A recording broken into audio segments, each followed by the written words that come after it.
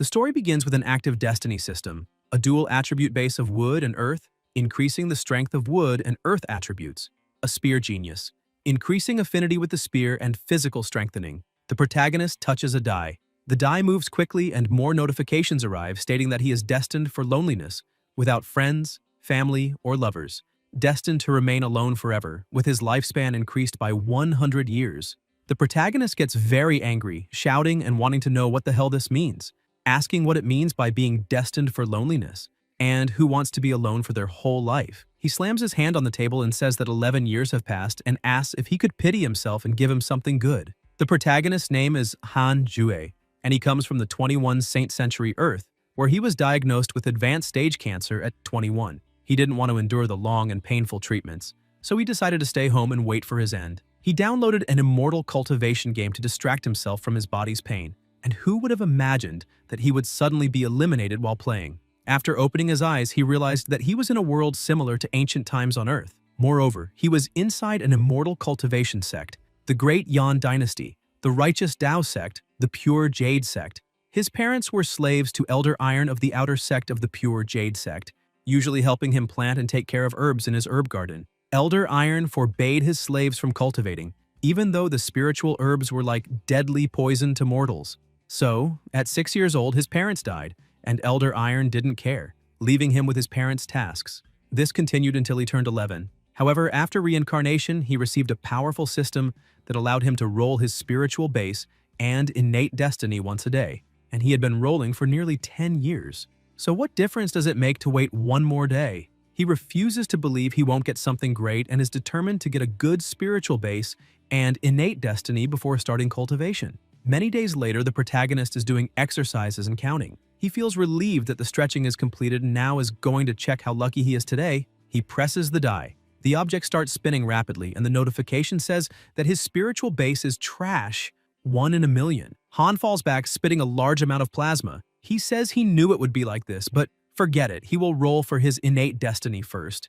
The innate destiny, unmatched, possesses the charm of an immortal, charisma maximized, destined sword fanatic, higher aptitude and learning efficiency for the Tao of the sword, aptitude for high-level movement techniques, and after the game begins, he will receive a high-level cultivation technique and 1,000 high-level spiritual stones. Jui looks surprised and notices 4 high-level innate destinies. He shouts loudly that he hit the jackpot. He lies on the grass, smiling, and says that it feels so good to finally have some luck. Now, he needs to focus on rolling his spiritual base again. And now that he has these 4 high-level innate destinies, he doesn't mind continuing to roll until he is 40. As someone who has lived 2 lives, he wants to live a fulfilling one, and doesn't want to be like those slaves who will remain trapped there for the rest of their lives. He wants to observe the world, and for sure, there will come a day when he will write his name in history, until a voice says that they must hurry and leave right now because there are 2 eliminated people from the main sect and they need to form a line and greet them properly.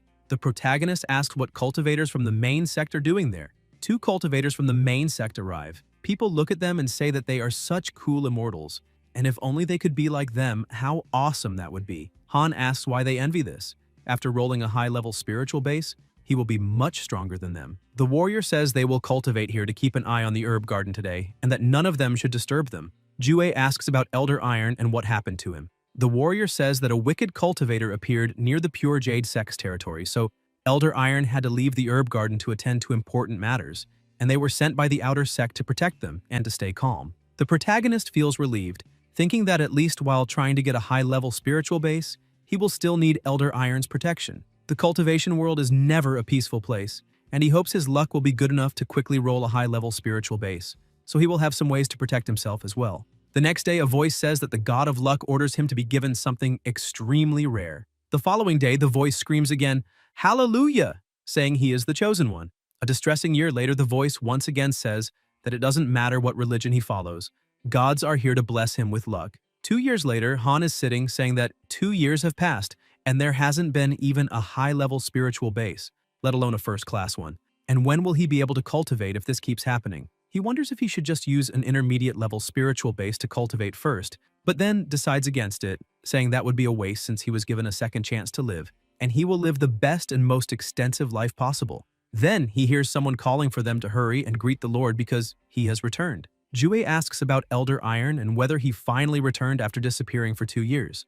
Elsewhere, people are all gathered, saying they greet the Lord. The elder says that they did a great job while he was away and thanks them for taking care of the place. They reply that it's what they must do, and being able to serve the Lord is an honor. The protagonist thinks it's a bunch of sycophants, but no matter how good their praises are, the elder won't give them any benefits. The Lord calls the four over and they respond that they understand. People are curious about why the Lord specifically called them, and one of them responds that maybe he wants to assign them to a certain area of the garden. Iron tells them to show their hands because he wants to check their spiritual base levels. Han asks about the spiritual bases and wonders why now. Wasn't it him who forbade the slaves from cultivating? And why is he going back on his decision now? Then, Jue notices something. Seeing plasma on his clothes, he asks if he was injured. The elder tells him to show his hands. The protagonist shows them and thinks that he's sure something is wrong, and wonders if he plans to refine them into pills to recover from his injuries. The Lord says that he has no spiritual base and tells them to bring in the next one. Han thinks it was a good thing he hadn't used the system to cultivate yet, otherwise he would be doomed. Iron says that the next one has a spiritual base and will accept him as his disciple and take him to train, asking if he accepts. The boy quickly responds that yes, he accepts. People say that Zhang, that damn lucky one, he must have used up a lifetime's worth of luck, and he will become an immortal in the future, completely different from them. Jui says they're a bunch of idiots, asking about immortals and saying he fears he will never be able to return after passing through those doors.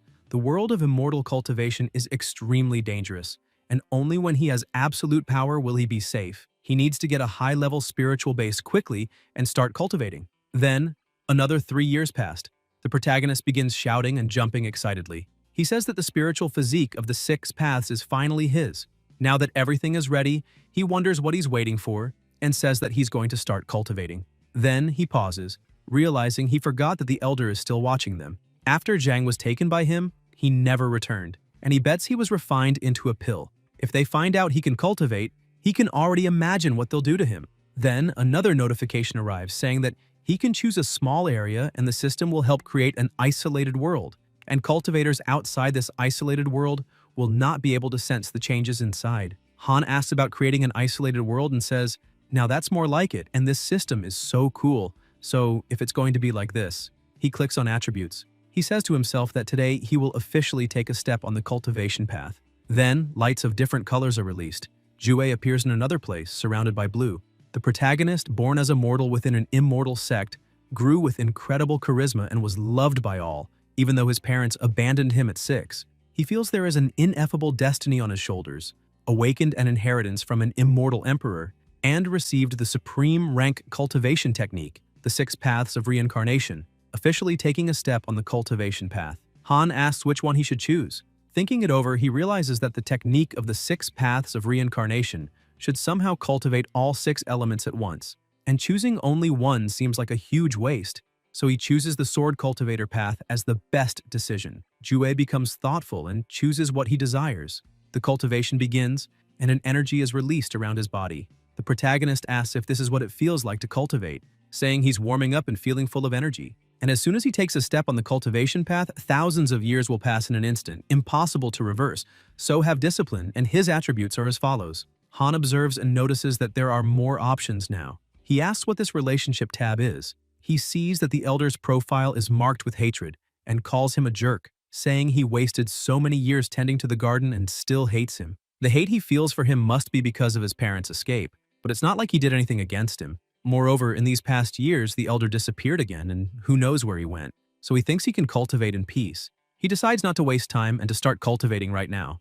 Jue gestures with his hand and says that he will leave this place as soon as he reaches the 9th stage of qi refining. Then he will see what that old man can do against him. Several particles float around the environment. The protagonist wonders if these light spots are what they call spiritual qi, and thinks that he can only feel the presence of wind, earth, wood, and the spiritual qi of water. There's no qi of fire or thunder. He decides to focus on these 4 to start.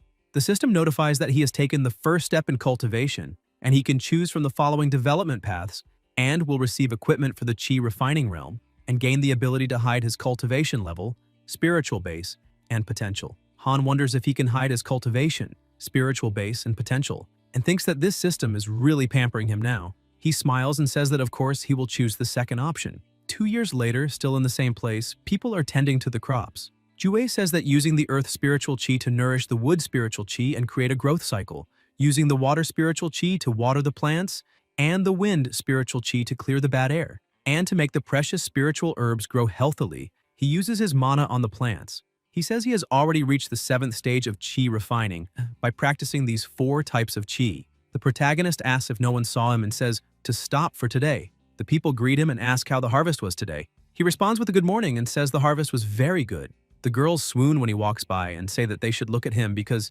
he's not only handsome, but also really good at cultivating the spiritual herbs, and they want to marry him. Han thinks that since he started cultivating, his charm attributes have started to show their effects, and he's not sure if it's a blessing or a curse to have a high-level profile, and wonders why the system can't help him hide this too. Someone calls for him and it's Xing. She tells him to follow her for a moment. They walk. Ju thinks that he has been staying there to protect the herb garden in the elder's place, but she has never interacted with the slaves before. He wonders why she suddenly brought him here and asks the system to show the relationship with her. The system shows that it's 2 stars of acceptance. He thinks it's strange, as he had never interacted with her before today, and wonders why the acceptance is at 2 stars. He doesn't want to say that she's attracted to his charm, thinking that this can't happen in just a day or two. She must have been watching him for quite some time. His charm is starting to cause problems, but he wants to know what she wants from him, and if it's to turn him into a cultivation furnace, dual cultivation, and thinks he's starting to get a little anxious to find out what this is about. The redhead says he doesn't need to be nervous, as she only wants to ask if he plans to be a slave there for the rest of his life. The protagonist says she must be testing him, and asks who would want to be a slave for their whole life. However, he's been there since he was born, and still has elder iron. Xing wants to know if he can help her with something, and says she will help him cultivate and get rid of his mortal identity, asking what he thinks. Han asks about the instructions, and she replies that he should help her get the alchemy recipe from iron, and she will take him along to the demonic cult, and if his aptitude is good, she wouldn't even mind becoming his Tao companion. Juo mutters in his thoughts that this lady is from the demonic cult. He wonders about the demonic cult and what kind of joke this is, because if he offends the pure Jade sect, he will be hunted to the ends of the earth. And if he refuses the offer, she will definitely eliminate him to silence him. And he's deep in the forest. The elder is not at the herb garden, and it won't matter even if he shouts with all his strength. The redhead tells him not to worry, as there is still time for him to consider, and she can wait for him. The protagonist thinks that both of them are at the 7th realm of chi refining, but have never learned any magic and don't possess a weapon, so she must have some tricks up her sleeve. He can't defend against brute strength. He says he doesn't know the location of this thing, and besides, he still has the companion guarding the Lord's attic. There's no cultivation involved. Xing moves her hand quickly and knocks him down, saying that of course she knows it's in the elder's attic, and that old man went out looking for herbs. She bets he won't return in the next few years. As for the guard, there's no need to worry about him. Once she drives him away, she'll go in and search for the alchemy recipe, asking what he thinks, saying it's not that difficult. Han's eyes widen in shock. The redhead says that for safety, this pill can help him unlock his spiritual base and will help him move more easily, and tells him to eat it and consider it a welcome gift. Jue thinks that this welcome gift is nonsense and wonders if it's some damn lethal poison. Xing opens his mouth and forces the pill into it, making him swallow. She says he's a good boy, and after his task is completed, she'll prepare him to be her husband. The protagonist thanks her and mentally calls her a bitch. Elsewhere, he wishes the system would expel the pill from his body. Han vomits, and the pill comes out with it. He thinks she's waiting for him, as she will never let him get away with it, but for now, he needs to think about what to do and whether he should obey that bitch. The people from the demonic cult never stop until their goal is achieved, and even if he helps her, nothing good will come of it, and it might even make things worse. Notifications arrive saying that he was threatened by the demonic cultivator, and he has the following choices: steal the alchemy recipe, gain her favor, and receive a 5-star hatred rating from the pure Jade sect, or challenge her and prevent her from obtaining the alchemy recipe. After she leaves, he'll receive the sword technique, the unparalleled Divine Chi sword. Jue wonders if this is even a system mission, and thinks that maybe he'll even be rewarded for not helping her, and wonders what's so hard to decide. He thinks that the two of them are protections, and if anything happens, the elder will come at him with everything he has, so there's not much time, and he needs to act quickly. Han doesn't respond. Elsewhere, Jue observes the eliminated body and thinks that this witch is definitely brutal. Even though this cultivator's Tao isn't the same as hers, they were still associated. And how can she blatantly eliminate him? He says to rest since he doesn't even know his name. Then a voice says that she was the one who went that way and tells them to chase her and inform the elder. That damn witch is too fast, and she managed to mobilize all these people to get away. he'll just act against his will for a while. The protagonist opens the door and quickly goes out searching. He wonders what kind of joke this is, saying that this warehouse is so big and how he's supposed to find it. Even if it were easier for that witch to sneak around and search for the recipe, and if she insisted on this problem, he wonders if she's got a screw loose. He says that people are really different from one another. Even the brush used by the elder is made of gold, while they, the slaves, can barely feed themselves, and damn that rich, evil landowner. Xing appears at the window and asks what he's complaining about and if he found the alchemy recipe. Han answers that he hasn't yet, and there's so much here he has no idea where to start searching. The redhead asks if he's been relaxing. He replies that he hasn't and wouldn't do that, and that his loyalty to her can be witnessed by the heavens and earth. He would never do that. Xing tells him to stop with the nonsense, and she saw everything. In any case, she's already eliminated a bunch of people. It doesn't matter if she adds more to the list and asks how he dares to betray her. Jue says no and tells her to let him explain first, as he leans on the object on his back. A glass falls from above. They both look attentively. They notice that the glass is broken, and inside is the alchemy recipe. The protagonist looks at it and thinks it's hopeless, wondering how she could hide something so important like this.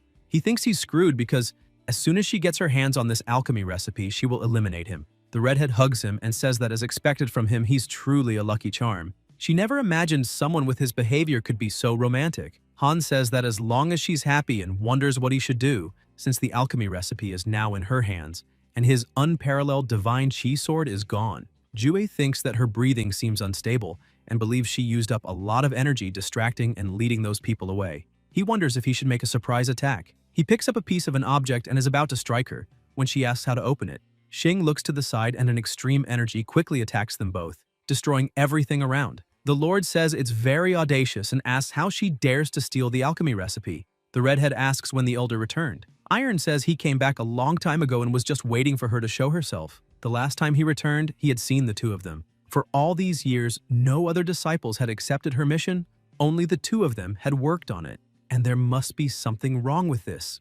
The elder tells her to prepare to be eliminated and attacks her again with his energy. Xing thinks she fell right into his trap and used up too much energy distracting those people. If she fights the elder in her current state, she'll definitely be defeated. The alchemy recipe remains in the elder's hands, and her chances of getting it back are almost zero, so for now, she has no choice but to flee. She jumps out the window and tells him not to think this is the end of the world. The Lord says that if it weren't for the demonic cultivator's excellent escape arts, she wouldn't have been able to escape today. The protagonist lying on the ground says that it hurts, and that he finally came back and almost got eliminated trying to hold that witch back. Iron asks about holding her back, and whether they weren't accomplices. He tells him to explain what happened. After some time, still in the same place, the elder asks if he was really used and actually believed she wanted to get engaged and take him as her husband, saying that's a joke. Jue tells him to stop talking about it, thinking it was close, and he doesn't think the elder noticed that he was just acting, so now he won't be held responsible for this crime. The Lord says that's enough and tells him to go sleep,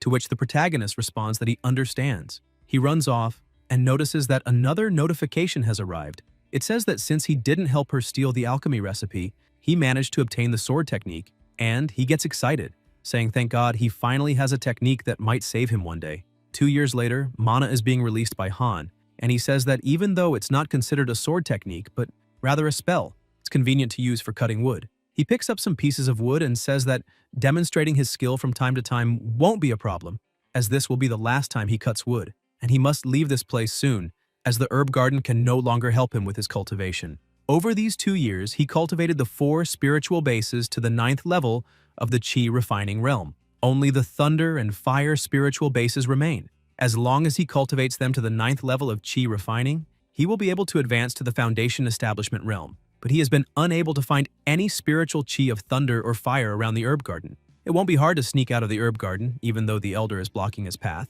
He can still leave unscathed. People are saying that the Lord went out looking for herbs again to extend his lifespan, and that they feel the elder has been leaving often recently, perhaps signaling that his time is running out. Jue observes and thinks that changes in the environment are just as important for the elder as they are for him. He's leaving this place to increase his lifespan and become stronger. He bids farewell to the 20 years spent in this place, and a new life is beginning. Elsewhere, the protagonist recalls that the herb garden is affiliated with the Pure Jade sect, and taking advantage of the influence of an external member like the elder, a slave like him can also be considered a member of the sect, so he can cultivate here. Unless he accidentally runs into the elder, his identity won't be discovered by others. The warriors ask who he is and tell him to show his sect pass. Han introduces himself, giving his name, and says that he's a cultivator, currently at the 9th level of Qi refining, and asks if there's any way to join the Pure Jade sect. They're surprised to hear that he's at the 9th level of Qi refining and tell him to wait a moment. They will send someone to inform them about this. Someone arrives and says they don't need to worry as they are leaving now, and if he heard correctly, the person said he's at the 9th level of Qi refining and would like to join the sect. The person introduces himself as Yang Luo, the guardian of the outer sect of the Pure Jade sect, and asks if he can take a look at his spiritual energy, as in recent years, demonic cultivators have occasionally tried to infiltrate the Pure Jade sect. He asks if he could show his spiritual energy.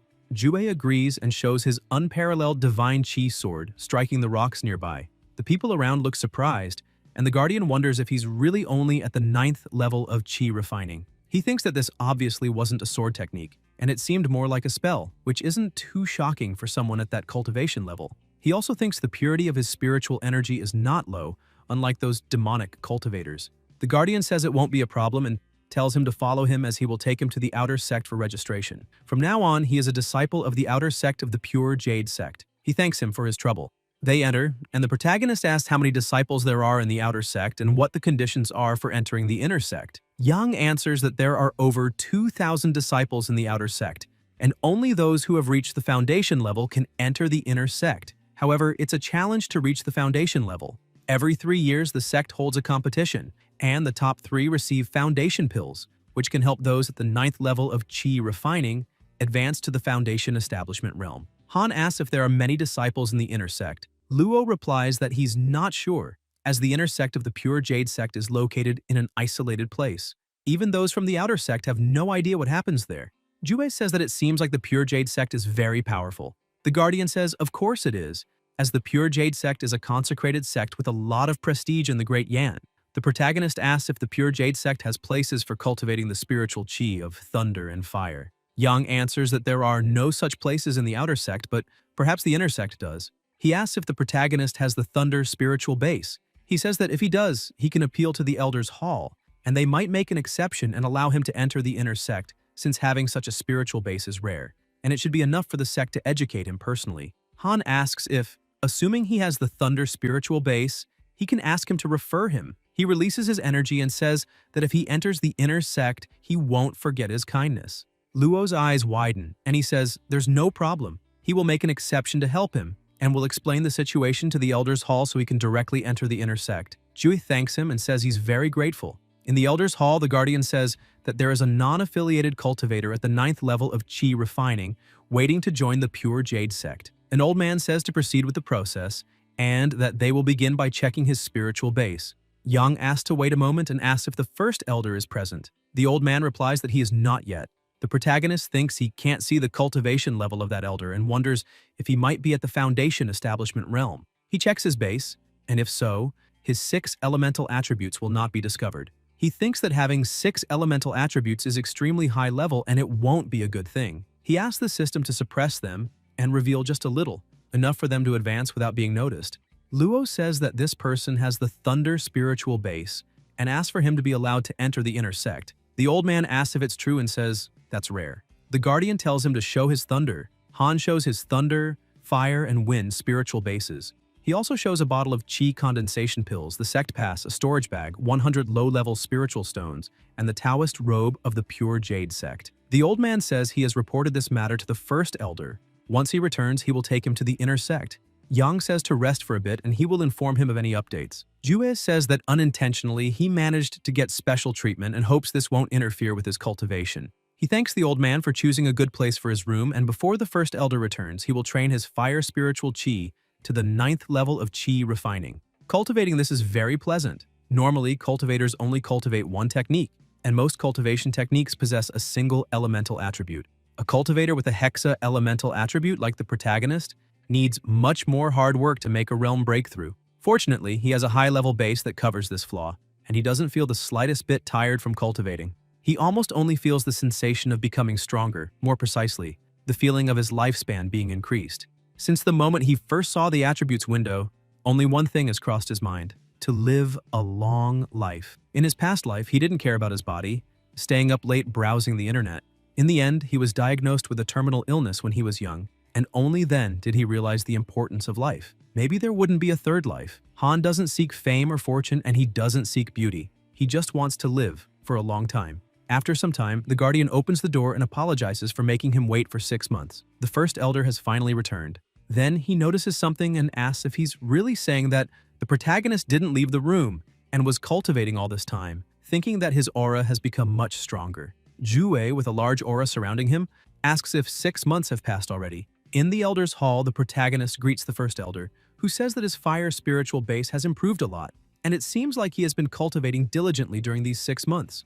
The Guardian confirms that this is true, stating that the protagonist hasn't stepped out of the room for 6 months, and he might even become an elite disciple. The First Elder says that to join the inner sect, he will need a master. The inner sect has a total of 18 peaks and 18 elder missionaries, and if any of them accepts him, he can directly become a disciple of the inner sect. If there's no one, then he can participate in the outer sect competition and fight to reach the Foundation establishment realm as soon as possible. Han says that this disciple understands. A voice says to go ahead. The First Elder says he almost forgot to remind him of one thing. The Masters and Elders of the Peaks have different personalities, and their cultures are also different. Some are competitive, some cultivate in seclusion, and others are on external missions all the time. He asks what kind of training style he would like to join.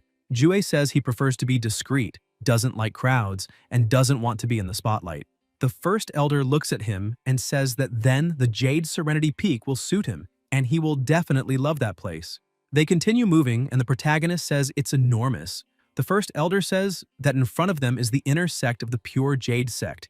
In front of them, there are mountains with cultivators flying on swords. The First Elder says that there's no need to envy, as he will be able to learn this in the second internal test. He says he can look over there. That place is the inner sect of the Pure Jade Sect, where he will be able to receive missions and collect wages. He can also perform exchanges there. Han says he underestimated the power of the Pure Jade Sect, thinking it was a small sect like those in cultivation dramas. He never imagined it would be this big. He apologizes for his doubts and asks what this cultivation drama is, saying he's never heard of it before. The First Elder tells him to be careful, as if he falls from there, he'll lose his life even if he's at the 9th level of Qi refining. Elsewhere, the First Elder says they have finally arrived at Jade Serenity Peak. Jue says he never thought that of the 18 peaks, Jade Serenity Peak would be the most inferior and desolate. The First Elder confirms and says that the number of disciples at Jade Serenity Peak is the smallest. It's not without reason, as the Elder Master of Jade Serenity Peak is the fairy Zhuan, and her cultivation level is unfathomable. She also likes to cultivate in seclusion and prefers silence, which is why Jade Serenity Peak isn't lively. Moreover, she forbids her disciples from developing feelings for each other and becoming companions. The protagonist, trembling, asks if that's really true and says, "That's great." He smiles eerily and says that Jade Serenity Peak is so suitable for him, as he was afraid of being disturbed while cultivating. He thinks that now he can cultivate freely, and when it comes to companions, he just needs to wait until his cultivation reaches a phenomenal stage. Then he can consider having some to train with. The First Elder thinks that he's a good boy, and this little cultivator has a future. After some time, a voice is presenting Han. It's the First Elder, who also says that he is a non-affiliated cultivator with a triple spiritual base and a rare thunder spiritual base. During his inquiries about him, he prefers peace and tranquility and doesn't want fame. He asks what the others think. The fairy asks if he is willing to join the Jade Serenity Peak and not concern himself with worldly matters, just cultivating with all his strength. Someone arrives saying that Jade Serenity Peak finally has a decent new brother. It's Chang, and the system notifies that she finds him handsome, and to look at her, considering. Jue notices there are only 2 stars of acceptance, and wonders if his charm is that bad. He says that as long as there are more instructions, he can enter seclusion and stay for 100 years.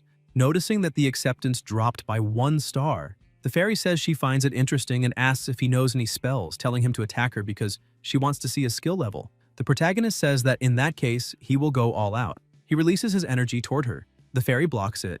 Yue thinks he can do all this, and it's not bad. Her acceptance of him increases, but now it's only 1 star. The fairy asks if that's the only skill he has, and Han replies that it is. Xuan says this sword technique isn't bad, and from now on, he can stay at Jade Serenity Peak. The First Elder says he won't bother him anymore, that he's leaving, and is looking forward to his accomplishments. The fairy stares at him. Jui wonders why she's staring at him like that. Chang says she's waiting for him to become her disciple. The protagonist immediately bows and says that he greets his master and wishes for her to live for tens of thousands of years. The fairy thinks it wasn't necessary to exaggerate like that and asks if he thinks she's an empress. She tells the girl to take her younger brother to register at the inner sect and help him settle into his cave residence. Yue responds that she understands and pulls him along. She asks if he knows how to fly on a sword. Han replies that he still needs to learn. Zhuan thinks this boy has excellent appearance and temperament, and his character isn't bad either. Elsewhere, smoke moves, and Chang introduces herself, saying he can also call her older sister. As he's a newcomer, he's free to ask her for help if he doesn't know something. Zhu thanks her, saying he won't cause any trouble, but if she needs help, she can call him anytime. Yue says he's so kind and thinks she must protect this younger brother and not let him be bothered because such a good boy is hard to find around here. It's been exactly 5 years, and she wonders if anyone can understand how she's endured because within all of Jade's Serenity Peak, he's her only younger brother and his attitude and personality are perfect for her taste. It's just too good. The protagonist thinks that Jade's Serenity Peak is different from its reputation and wonders why all the female disciples seem like hungry wolves. They enter a cave and Chang says to go ahead. This is his cave residence, and it's right next to hers. He can cultivate freely. He thanks her. Han feels relieved and says, that's what she said, but the inner sect really exceeded his expectations. He thinks that since he started cultivating, this is the first time he's felt intimidated. The deeper his cultivation gets, the more he can feel the disproportion. This time, the power difference is huge, and it's making him anxious. His master is a soul-nurturing cultivator, one level beyond his imagination. At that time, the first elder gave him a lesson, and even though he's in the Foundation establishment realm, halfway to the Golden Core, he can only become the first elder of the outer sect. The cultivator absorbs the spiritual chi of heaven and earth directly into their dantian, used to strengthen the bones and increase the physical constitution of the individual. Once the cultivator absorbs enough spiritual chi to fill the dantian, the chi is compressed until it merges with the dantian. In this realm of spiritual energy, a spiral is formed and condensed to become a solid pill. The soul-nurturing realm, when there's enough vital essence, chi, and spiritual energy, is poured into the golden core until it shatters. Thus, the soul-nurturing emerges, and the cultivator can use the soul-nurturing to break the heavens and earth, naturally gaining immeasurable power. From what he knows, only the founder of the pure Jade sect is above the soul-nurturing realm, but he left years ago and hasn't returned. This means the fairy is the strongest cultivator he's encountered so far. Jui thinks she's a strong pillar he can trust. Before he strengthens himself, he needs to depend on his master. Who knows what kind of danger awaits them out there? Luckily, he came to the pure Jade sect to become stronger, to live a long life. He must focus on achieving a secure life before thinking about these worldly matters. He doesn't think it's time to lament. For now, he should cultivate his fire spiritual base to the 9th level, as he has excellent support and will do his best so as not to disappoint her. The system notifies that he has successfully become an inner sect disciple of the pure Jade sect and needs to choose between gaining reputation points and guiding Jade's Serenity Peak to become the strongest peak, or remaining discreet and cultivating. The protagonist doesn't quite understand and says he will do his best to gain recognition, asking if this shouldn't be a good thing and says his master is strange. 3 years later, Han thinks he has cultivated enough and that it's time to learn how to fly on a sword or else it will be hard to move around the inner sect, and he can't keep asking his older sister every time he needs to descend the peak. He throws the book and gets on the sword, saying that learning the flying sword technique is very easy, and he has talent with high-level swords and can learn just by looking. And that's the advantage of having high-level providence. Unlike that brother Shuang something, putting a fence around the sword, someone calls for him. It's the fairy, saying he really is remarkable, having cultivated in isolation for 3 years. Jue greets her and says that this disciple needs help with something. His wind and fire bases have been cultivated to the 9th level of chi refining, and he hopes his master can guide him on how to cultivate his thunder spiritual base. The fairy asks if he wants to cultivate a triple chi foundation. He replies yes and thinks that it's not just 3. He's cultivating 6 paths. Zhuan says she fears she can't help. The protagonist looks surprised and asks if he can know why. The fairy replies that specializing in just one type of spiritual chi is already extremely difficult, leaving aside the fact that he will face a strong celestial tribulation in the future. The time spent cultivating would also be wasted. Han thinks what she says makes sense, and possessing these spiritual bases has its own cost, but his master doesn't expect him to have his own ways. He bows and says this disciple understands, but believes that, with his determination, he can succeed, and he is willing to dedicate all his time to cultivating. The fairy smiles and says he can use the inner sect's teleportation formation and go to the Thunder Spirit Well. He thanks her for the guidance and will go there right away. At the Thunder Spirit Well, there is a circle in the center, releasing intense energies. Jue says the pure Jade sect is truly generous, and he didn't expect the Thunder Spirit Well to be like this. Recently, he imagined it resembled more of a fish pond. Even from this distance from the teleportation formation, he can feel the intense thunder spiritual chi emanating from the other side. He decides to go and take a look. He thinks that as expected of the thunder spirit well, its purity is enormous. If he cultivates near the center, his thunder spiritual chi will jump directly to the 9th level, something the fire spiritual chi could never achieve in such speed. He wonders why only one person is cultivating in such a big place. It seems people with thunder spiritual bases are really rare. A voice tells him not to walk inside the thunder spirit well, as he can only cultivate around the well, or he may be struck by lightning and lose his life. He was warned. The protagonist starts screaming desperately, and the voice asks why he's screaming, asking if he's never seen a handsome man like himself. Han replies that yes, and that he's so handsome that the light almost disappeared from his eyes. The voice says that at least he's kind with his words, and to feel free to choose any place to cultivate, but not to stay too close to the center. Ju thinks that he imagined he would meet a tree spirit. The Pure Jade sect must have spent a fortune. They even have a tree spirit. Anyone should know that the tree spirit is also called a cultivation catalyst treasure. The tree spirit may seem demonic, but just cultivating near it doubles your efficiency. It's an extraordinary treasure, and if he could plant one, it seems like his thunder spiritual chi could be cultivated to the 9th level. He came to the right place. The protagonist gets excited and says that starting from scratch, he will cultivate to the 9th level in 1 year. The boy watching asks if he heard that right and wonders if he's serious. He thinks it's impossible for him. His purity is too low. No matter how arrogant he is, there's a limit when it comes to cultivation. No one can reach the maximum level in a year, and with this attitude, he won't go far. A year later, the boy thinks he should take back what he said, and this person, it's insane. Han, with a terrifying aura surrounding him, thinks that the day has finally come. His chi cultivation paths are completed, and he can the traitor will be rewarded. Xing is hiding and listening. They report that there is no sign of the target there, and the redhead thinks that she has finally gotten rid of the lower iridescent cult and wonders where she should go now. She thinks the problem is her identity. She will undoubtedly be pursued by everyone wherever she goes, and if she wants to change her life and become a better person, only that one person will believe in her, since that was the first time someone protected her, her love, Han. The bird emits a sound saying it's in the bushes. Xing's eyes widen. She jumps, and they tell her to stop right there, and no matter the methods, they must not let the sinner escape. Elsewhere, the system notifies that his friend, Xing, is being hunted by the Pure Jade sect and is badly injured, having barely escaped. The protagonist thinks that they haven't seen each other in so many years, and he never imagined she was still alive. They haven't met again. Han quickly goes outside and asks if it's the sound of a bell and if something happened. Chang says it's been a long time, and that's exactly what it is. The sound of the bell, and they'll go greet their master together. She asks if he's in Foundation establishment, and he replies that he was lucky. Yue wonders what this is, as she can no longer feel his cultivation now. She thinks to herself that she's at the 2nd level of Foundation establishment, and wonders if that doesn't mean her cultivation is at least at the 3rd level, and what kind of absurd speed this is. She thinks she needs to hurry and cultivate. She can't lose to her younger brother, and even made a promise to protect him. How can she honor her reputation as an older sister now? Chang, very frustrated, says she has no time to waste and explains on the way. Jue wonders why she seems to be in such a hurry. Elsewhere, a voice says that Jade Serenity Peak usually doesn't ring the bell, and when the bell is rung, it means the master wants to meet with all of her disciples. Yue, on top of her sword, says that in all these years, this is the first time the bell has rung, and that's why she never mentioned it to him before. He, on top of his sword, thanks her for telling him and wonders about the calling of all disciples, hoping it's not something problematic. In another location, many disciples are gathered, and a voice says that apparently there are spies from the inferior iridescent cult within the sect, and they must be cautious when recruiting new disciples. These spies from the inferior iridescent cult don't even cultivate demonic techniques.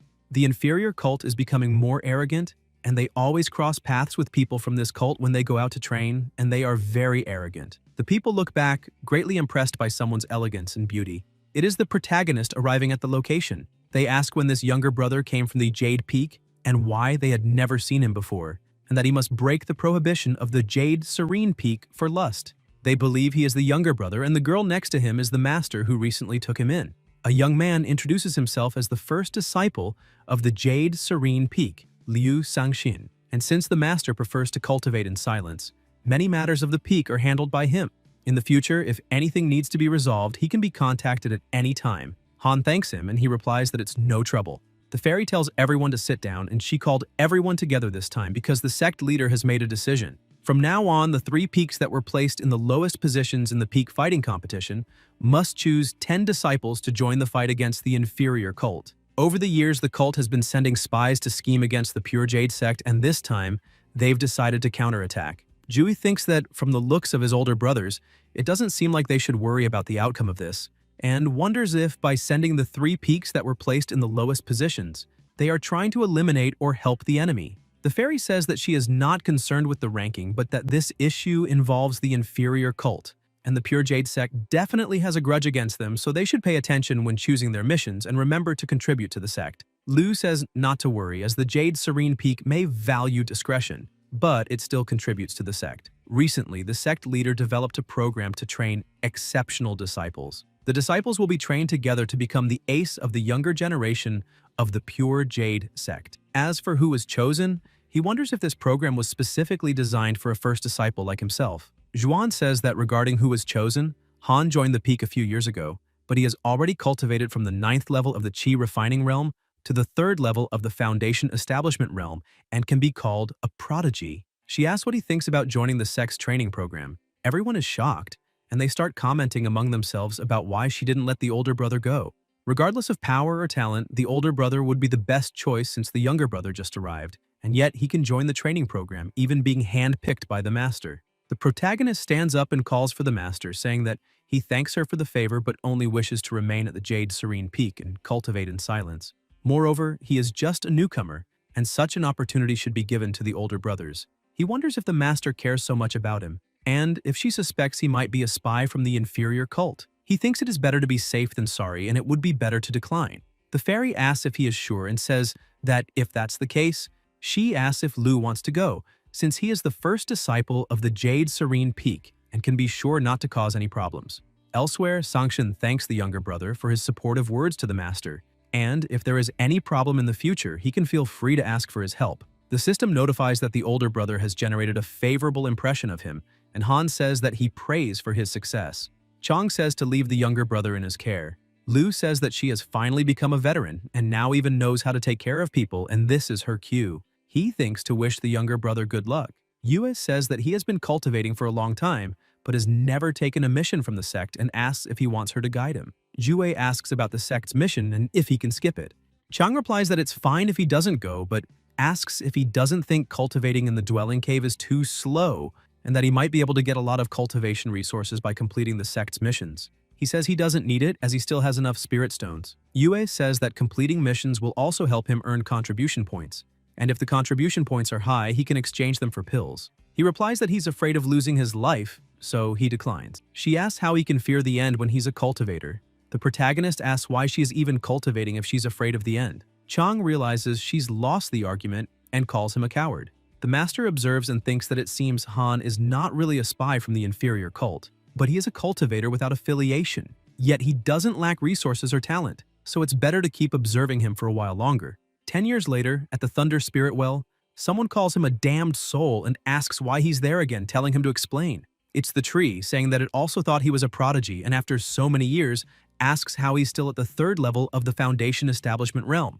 Ju asks how anyone could be completely certain about anything. The tree tells him to listen to himself, as the waters of cultivation are deep, and he won't be able to withstand it. The protagonist thinks that they can only see the 3rd level of the Foundation Establishment realm. Before, he spent almost 400 high-level spirit stones, and only managed to cultivate the other spiritual bases to the 5th level of Foundation Establishment, and his real cultivation is at the 5th level of the realm. He needs to use as few spirit stones as possible to fully cultivate his Thunder spiritual base.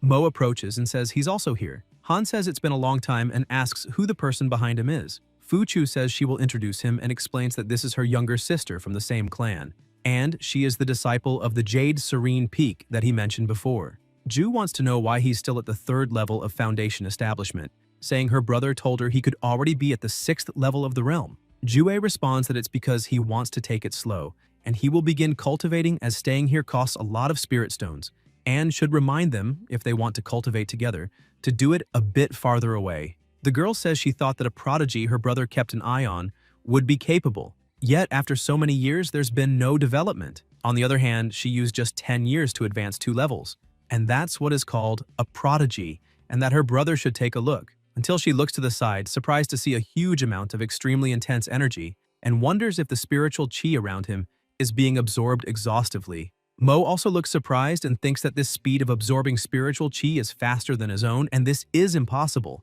as he's already at the 9th level of the Foundation Establishment realm. His sister asks what kind of technique he's cultivating. Fuchu replies that it's due to the aptitude of the spiritual base. She asks why Han's level isn't increasing. Mo says that person must have a way to suppress cultivation, and fears that his cultivation has already surpassed his own and can only say that there will always be someone better than him. The system notifies Jue that Fuchu's acceptance of him has increased, as has his sister's. 8 years later, the protagonist says that his thunder spiritual chi is finally at the 9th level. He asks the veteran to open the teleportation formation and take him back to the inner sect, as it's almost time to receive his salary, and he thinks it's been a while since he last got his pay, wondering how many spirit stones he'll receive. The tree says it seems that he possesses a way to suppress his cultivation, which is truly remarkable and offers an opportunity that could help him gain many resources. Asking if he's interested, Han asks if it's dangerous. The tree replies that fortune is often accompanied by risks, and Jue walks away. Elsewhere, he is thinking about this opportunity and realizes he's somewhat attracted to it, and since there are indications of danger, he wonders if it might be better to just receive his salary regularly, and why not appreciate a stable job instead. The girls watch him pass by and ask who that person is, saying he's so handsome, and it's surprising that the Pure Jade sect has a guy like him, asking if anyone knows his name. The protagonist thinks that having too much charm is troublesome, and he can't run since he's in line, until he notices something beside him. It's Ju saying that he's here and it's nice to meet here. The girls get very irritated when they see this. She says that there's something she needs help with, an inner sect disciple, as he didn't have any spiritual foundations in the past. And his testing method couldn't have been wrong. Over the past 20 years, he's done everything possible to advance to the Foundation Establishment realm. But how did he manage to reach the 9th level? If only he had discovered this aptitude earlier. The fairy asks about this expression and says that the younger brother is a prodigy of his peak, and she won't allow him to have any strange thoughts. The Lord thanks her for the warning, lamenting how magical this world is. Xuan says that's enough, and that she has something to say to him. Since Han loves cultivating so much, she's assigning him a mission to guard the kingdom of 10,000 demons of the Pure Jade sect. He asks about the kingdom of 10,000 demons. Chang answers that it's a place where the beasts of the Pure Jade sect are raised, and she'll let him accompany her. The master replies no, saying that it's a very dangerous place, with frequent cases of beasts becoming enraged, and there have also been cases of disciples being brutally eliminated. Jue wonders about this treatment as they didn't even take the care to hide it.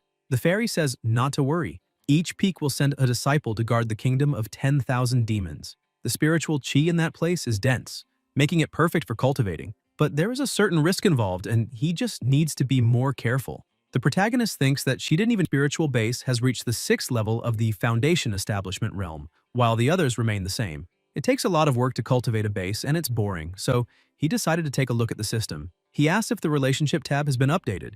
The system notifies him that his friend was attacked by a demonic cultivator and almost got seriously injured, and was attacked by the disciples of the Pure Jade sect. She was in a dangerous situation and fell off a cliff. Han says it's as he imagined, nothing good comes from accepting an opportunity, and wishes her good luck. He notes that it's time to patrol and practice the illusory 7 steps along the way. Chang said that while the kingdom of 10,000 demons is a good cultivation place, he should patrol every now and then to prevent the beasts from becoming enraged and causing trouble.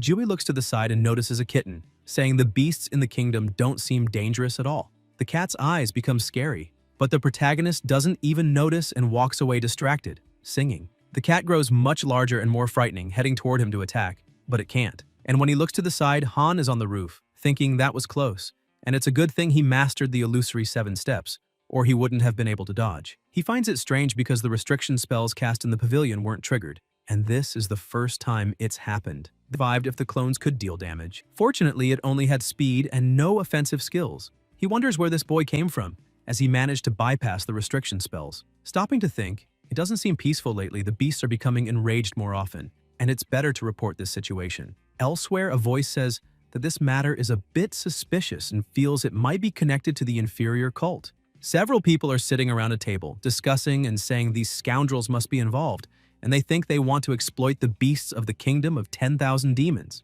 They dealt with more than 30% of the spies from the inferior cult who infiltrated the sect and ask what they think about sending more disciples to patrol the kingdom of 10,000 demons. It's suspicious that there might be a traitor among the higher-ups. The ancient immortal says that, in any case, the matters involving the disappearance of the sect leader and the beasts becoming enraged in the kingdom of 10,000 demons must be properly investigated. He says the younger sister hasn't said a word since the meeting began and asks if she is thinking of something. The master says she will just let them decide on these matters. The elder of the Celestial Peak says not to think she has any idea of what's going on behind the scenes with the talent development programs of each peak and where the master took those 18 core disciples. The fairy says that she has always cultivated quietly and only has a superficial understanding of what's happening. He says that if there really is a traitor among the elders, the only person he can trust is her, and they need to work together. Zhuan agrees and says that since they were taught by the same master, elsewhere a voice says they will now dispatch more disciples to assist with the guard of the kingdom of 10,000 demons. The meeting is adjourned. 2 years later, the protagonist says that the restriction spell cast in the kingdom of 10,000 demons is definitely a good thing, suitable for use as a rest stop while patrolling and cultivating. While inside the spell, even though he's not in the core realm, he doesn't need to worry about the beasts or enemies in the realm, until someone approaches and asks if he's using the kingdom of 10,000 demons as a cultivation place. Han asks, and for what else? Until he's surprised. He wonders who this person is, when they entered, and if they're not affected by the restriction spells, meaning they might be a cultivator above the golden core realm. Han releases his energy. The young man tells him not to be scared, as he is also a disciple of the Pure Jade sect sent there to protect the kingdom of 10,000 demons. He appears to be at the 3rd level of the Foundation Establishment realm, but judging by the rhythm of his breathing, he must actually be at the 9th level of the realm. Jue wonders if he noticed his cultivation. Who is this old man? The old man says he doesn't need to be nervous, and asks if he came there voluntarily or if the master sent him. The protagonist replies that his master sent him. The old man is surprised and asks if his master gave him any mission. Han asks even if she did, why should he tell him this? The old man asks if he won't let others know and says that this younger brother is interesting. He asks if Han knows what kind of trouble he's getting into and tells him to follow him for the sake of his master, as he can help him deal with it. Jue looks at his status and thinks that he is lying. He said he was a disciple, but is he the sect master? He wonders if he's actually the sect leader. Elsewhere, a voice says that the beasts there are prone to getting angry. All of these beasts are under the command of the White Dragon Tiger, and they must know that the White Dragon Tiger always seeks revenge and is naturally violent. This time, he summoned many beasts to prepare for a rebellion. Now that it's been said, what did he do to provoke the White Dragon Tiger? Li calls him. The protagonist gets the idea that the old man is flirting with his master and gets irritated. Jingzi says he's talking and asking a question. Han explains what happened 2 years ago. Then, still in the same place, Li says it's strange, and it seems that the phenomenon of the beasts getting enraged earlier than expected wasn't caused by him. It's more likely that it was caused by the inferior cult, and the issue between him and the tiger must be a post-incident caused by them. He's lucky. The king must have fallen into their trap and had his strength drained, and asks what kind of technique he's using. Jue replies that it's a movement technique he got on his way, and for him, it's normal to be fast. Qingzi wonders how that's normal, thinking that this is a king, and if they're talking about speed, even a master in the Golden Core realm couldn't defeat him. The protagonist says that the priority now is to deal with the beast getting enraged, but if they want to do that, they need to start with the cause and asks if when Li says to deal with it, he means to eliminate it. Li replies that of course not, and that the king has great potential, and asks if it will be worth it if he's eliminated. Han asks how they plan to deal with it. Qingzi replies that this must be his lucky encounter. The most likely reason his master sent him to the kingdom of 10,000 demons is to let him gain merit, and his skills aren't as simple as they seem, since he could retreat safely when facing the White Dragon Tiger, and he must have a lot of tricks up his sleeve and tame it. Ju says he thinks it's better for him to find someone else, since he just wants to cultivate in peace, and wonders how he'll tame it with so many beasts around. Li tells him to wait. He will prepare a formation and trap him there to help him deal with the pressure. If he can tame the White Dragon Tiger, he'll reward him with the Pure Jade sect's supreme technique, the Pure Jade Technique. Han thinks he's not interested. The system shows the mission instructions and notifies him that the master of the Pure Jade sect gave him a mission with the following choices: accept the mission and do his best, or reject the mission and continue cultivating. The protagonist thinks he's angry at the Demon King and the attention from the inferior iridescent cult. He tells him to excuse himself and goodbye. Li gets irritated and wants to know why the younger sister chose a disciple like him. He says he really doesn't understand. He even gave him a great opportunity, but in the end, he still has to carry all the burden and asks if he doesn't agree. As expected of him to easily feel something there, Qingxi looks back and notices the beast approaching, very furious, releasing a great amount of energy. Elsewhere, Chung walks with her friend and says that the master said the beasts in the kingdom of 10,000 demons are enraged, and they need to find Han quickly. Her friend says to wait as something is happening up ahead. They look surprised, seeing the cut trees, and ask if it was caused by the enraged beasts. But one of them replies no, and says it looks more like the unmatched sword technique. Chung calls for her younger brother and he asks why she's there. Yue asks if he missed his older sister, saying to welcome him. The boy introduces himself as Meng He and says it's a pleasure to meet him. The protagonist says it's a pleasure to meet him too. Meng says that the master found out that recently the beasts in the kingdom of 10,000 demons have been getting enraged. So she sent the younger sister and himself to provide support, and asks how much he knows about the current situation and what happened with the cut trees. Han responds that earlier, many beasts surrounded him, but luckily an elder came to help. Meng says it seems the situation in the kingdom of 10,000 demons is terrible. Since that's the case, he'll take a look around and tells her to rest as he's leaving. Later, still in the same place, Chung says they came here because the master is worried about him, as he might be in danger, and she learned that spies from the inferior cult infiltrated the kingdom of 10,000 demons, so they need to stay alert. The protagonist wonders about the inferior cult and thinks that no wonder the mission earlier warned that it could attract their attention, and he believes that might be why the sect master came to the kingdom of 10,000 demons. The situation is worse than he imagined. He calls for his older sister and asks what she thinks about leaving the kingdom of 10,000 demons. She says it doesn't mean abandoning his post.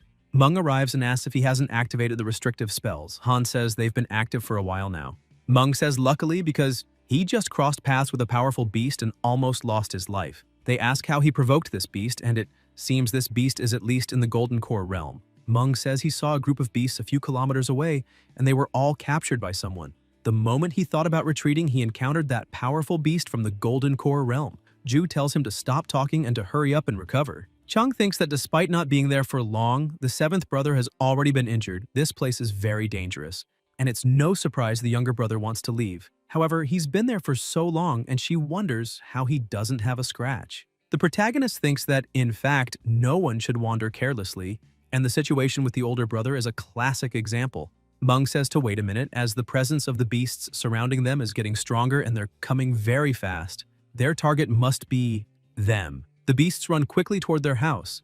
Meng says there are countless beasts and the restrictive spells may not be able to stop them. Han asks why they aren't fleeing from there. Yue says that this place is under the jurisdiction of the Jade Serene Peak, and if they run, it would mean abandoning their post without permission. Jue responds that they can stay behind and wait for the outcome. As for their heroic deeds, he will tell the master about them. Meng says he's right, and each of the 18 peaks has an area to manage. They won't be the only ones attacked by this wave of beasts. As long as they're alive, there's hope, and they need to move quickly, until the beasts rapidly approach, destroying everything around. Chung says that the pavilion was destroyed by the wave of beasts, and they aren't stopping. It seems they weren't the target. Meng says it seems like they were just crossing paths and wonders what the inferior cult is planning. The protagonist thinks there's a beast with a monstrous aura. The beast appears behind them. He quickly picks up his older sister in his arms and thinks it's a beast in the Golden Core realm. And that coward left them and fled alone. Chang, with tears in her eyes, says to look above them. There are 7 of them. The bird stares at them with terrifying eyes. Yue thinks they're done for. Han uses his triple shadow sword technique. This is a technique he received after rejecting the sect master's offer. Triple shadow sword technique, when the user's chi sword is materialized in shadows, and he can create a maximum of 3 swords with different spiritual chi. Each shadow sword will have a different spiritual chi. The swords are powerful and domineering. This technique can be activated continuously until the user runs out of spiritual energy. Jue releases his energy and uses the slash. Later, elsewhere, Chang is surprised, thinking how this is possible. That was a damn beast in the Golden Core realm, and if she hadn't seen it with her own eyes, she wouldn't have believed how amazing her younger brother is. A beast in the Golden Core realm, and 6 others at the peak of the Foundation Establishment realm, wiped out in an instant. And that cold expression, she still can't forget it and wonders if that was really the younger brother she knew. Moreover, he's handsome and strong. The protagonist says he's almost done. And today's collection was excellent. There are many valuable things in the beasts. He heard they can be exchanged for spirit stones and tells them to go ahead. Yue thinks to bring back the younger brother from a second ago. He asks if they are just going to leave like this. Han replies that yes, and that this incident can be considered a special circumstance. In the worst case, all he has to do is kneel and beg for the master's forgiveness. Chang says they should go together and still needs to complain to the master. The 7th older brother's conduct is unbelievable. In the teleportation formation of the kingdom of 10,000 demons, Meng says, "Thank goodness they are fine," until someone strikes him in the face. It was Yue, and she asks why those beasts didn't eliminate him. He apologizes. Jue tells her to take her time beating him. He will return to the inner sect to exchange the spirit stones first, and will meet with the master later. She says she will go with him. Meng asks why she's pulling him. In the general supplies, the protagonist thinks this is something he never thought about. He was worried that the number of spirit stones wouldn't be enough to fully cultivate Foundation establishment, but it looks like he's in for some great days ahead. He wonders if they can earn all of this just by eliminating beasts. And to think they could be sold for 397 high-level spirit stones, and suddenly he feels like going back and hunting beasts. He could make a lot. Chiang tells him not to even think about it, and that the kingdom of 10,000 demons is a small world created by the sect to nurture the beasts. Each beast inside is valuable. Under normal circumstances, disciples are prohibited from eliminating the beasts, and this time they won't be held responsible since it was an exception. Han thinks it's better to maintain discretion and cultivate as usual. He can earn spirit stones little by little since the amount he has now is enough for him to advance to the Golden Core realm. In the pavilion, a voice asks why the three have returned. Jue says that not only were there enraged beasts in the realm, but there was also evidence of the inferior cult. And this disciple really couldn't stay there anymore, so he came here to beg for her forgiveness and is willing to accept any punishment. The master asks if he is prohibited from cultivating for these 100 years. The protagonist looks shocked. Yue says resolve this alone with him, and if she's suspicious of him again, and when she's going to let it go. The master says he has been cultivating for so long and asks what's the reason for such behavior. Yue wonders if she is asking about his ambitions. He says it's to attain his immortality. The fairy says that even if he continues cultivating in seclusion, it is impossible for him to achieve immortality without an opportunity. The protagonist says that this disciple understands and hopes to increase his cultivation and become powerful before seeking an opportunity, and thinks he doesn't understand. Only those without talent seek opportunities. Zhuan says she has arranged an opportunity for him. If he had succeeded in the realm, he could have become a core disciple, and unfortunately he gave it up. Above all, the cultivation technique he is using is unfathomable, and that makes her unable to assist him in his cultivation. And asks if he wants his own spiritual well in the dwelling cave, besides the thunder spiritual chi, also other types of spiritual chi. Han asks where it is. The master replies that it is near the Jade Serene Peak, but he can only receive it if he secures one of the top 3 positions in the inner sect evaluation. Zhu thinks about the inner sect evaluation, and it must be a fight, and that wouldn't be dangerous. She asks if he is afraid of fighting, saying it's not like he's going to lose his life. The protagonist asks if there will be participants in the Golden Core realm or above. The fairy asks if he thinks the Golden Core realm is as common as lettuce, and says that anyone reaching the Golden Core realm is either a core disciple, an elder, or a deacon. Han asks if that means all the participants are cultivators in the Foundation establishment realm. She replies that that's exactly it. Zhu thanks her for the warning and says he will do his best to bring respect to the Jade Serene Peak, and thinks he thanks her in advance for the dwelling cave with the spiritual well. Zhuan thinks he's a damned brat that isn't easy to deal with. In the spiritual well, a voice asks if he is there, and says to hand over the spirit stones equivalent to 100 days of cultivation. The protagonist thinks that according to the master, there are still 8 years until the inner sect evaluation, and he needs to use this time to cultivate. And elsewhere, as expected from the sect, they have all kinds of spiritual wells. The environment of the wind spiritual well is much better than the thunder spiritual well. He must ensure that all 6 of his spiritual bases reach the 9th level before the inner sect evaluation. Until the protagonist looks to the side, people gathered saying Joe is certainly good, and asking if he didn't say he could surpass them in the inner sect evaluation. And why is he still at the 1st level of Foundation establishment? And how does he expect to surpass them with his insignificant spiritual base? And if he's willing to kneel and beg for forgiveness, they might consider letting him go, as Sister Lu will soon get married and won't be able to protect him anymore. They ask why not take care of him right there. Han, eating watermelon and observing everything, thinks that as always problems arise where there are people, he will just focus on his cultivation. And the system seems a bit different. The system detects an innate providence and asks if he wants to investigate its origin. Meanwhile, the people are calling the boy trash. And the boy asks how dare they cause trouble near the spiritual well, and aren't they afraid of the disciplinary pavilion's punishment? And says that recently the cult has been acting, and trash like them keeps inciting internal disputes, and he has reasons to believe that they are all spies of the cult. He says they'd better be careful. Joe was born in a mortal city. His spiritual bases were detected by the Pure Jade sect, and he was registered in the sect with his childhood love. There is a numinous treasure hidden deep within his soul, and the numinous treasure is severely injured because it's been protecting him. Jue realizes that this innate providence is a terrifying origin, and he could be a main character in a novel. And this experience seems very familiar, and wonders if the numinous treasure's surname could be Yao as well, and should use this chance to help him. The good part in his head says he's like the main character in a novel, and it will be easy from now on if he helps him. The bad part says there's no chance. Countless secondary characters are abandoned by the main character to progress. The protagonist thinks it's better to leave it alone. Cultivation is the most important thing, and Fan needs to trust fate. 8 years later, Han says he will stop his training here. The intersect evaluation is about to begin, and he notices that his water and earth spiritual bases are at level 8. His fire, thunder, wind, and wood spiritual bases are at level 9, until he notices something to the side. It's Joe with a disheartened expression and trembling hands. The girl in front of him says she's sorry and that he's a nice guy, and she walks away.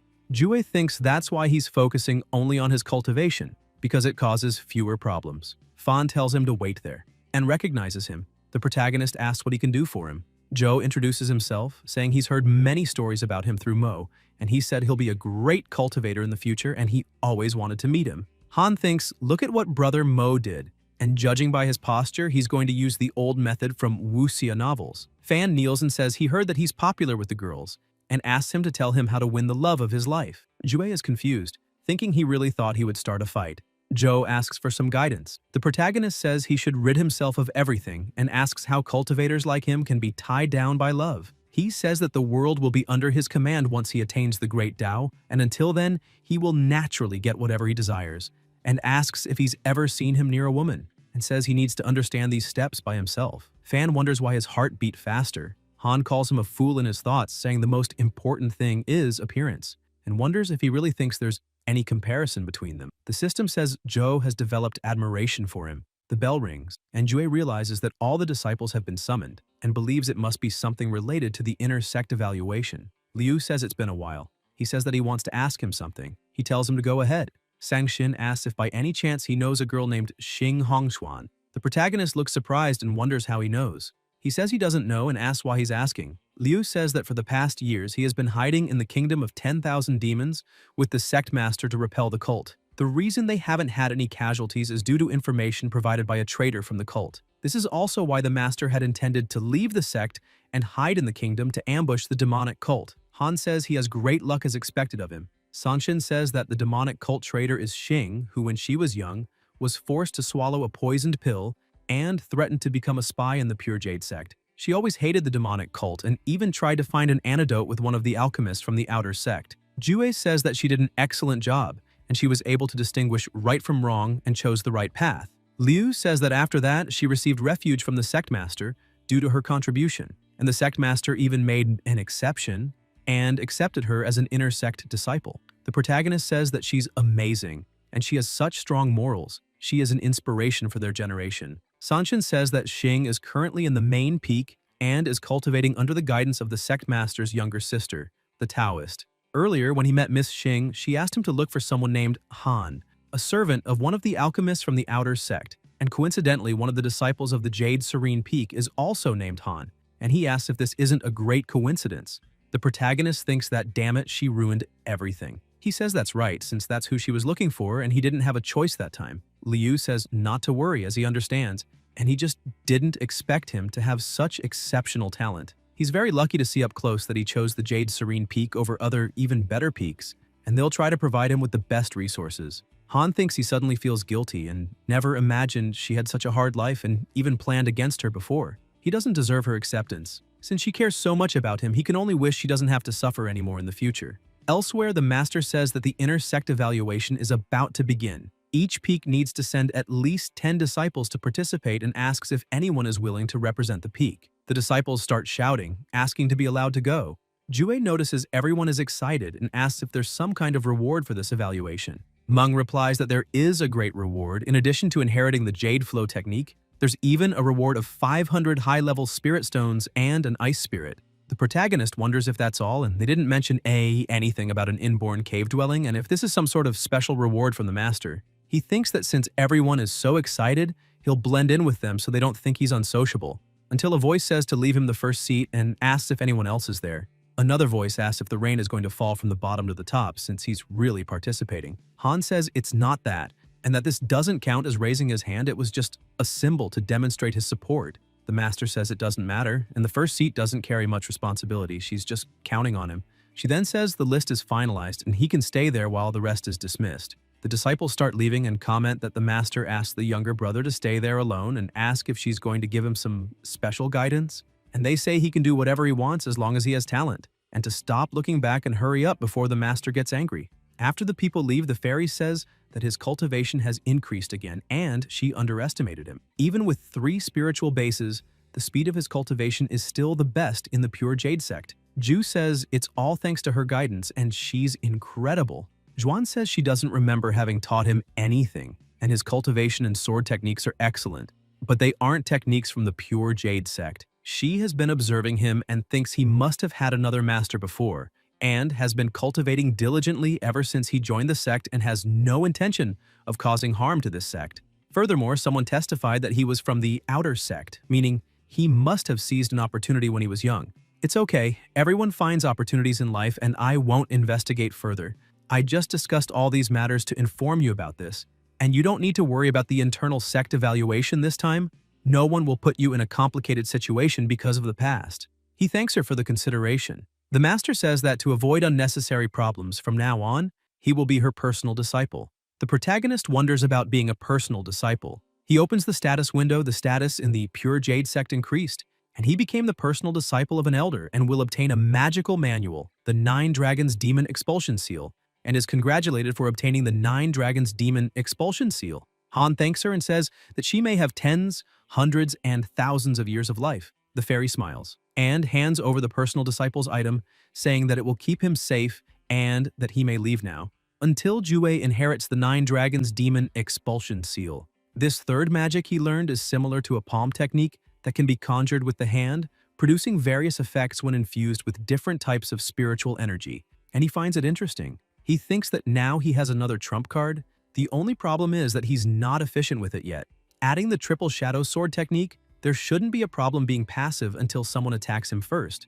And even though the master said there are no restrictions on the techniques used during the battle and these 2 abilities are very destructive, he needs to avoid using them if possible. When considering everything, he realizes he has no other abilities to use.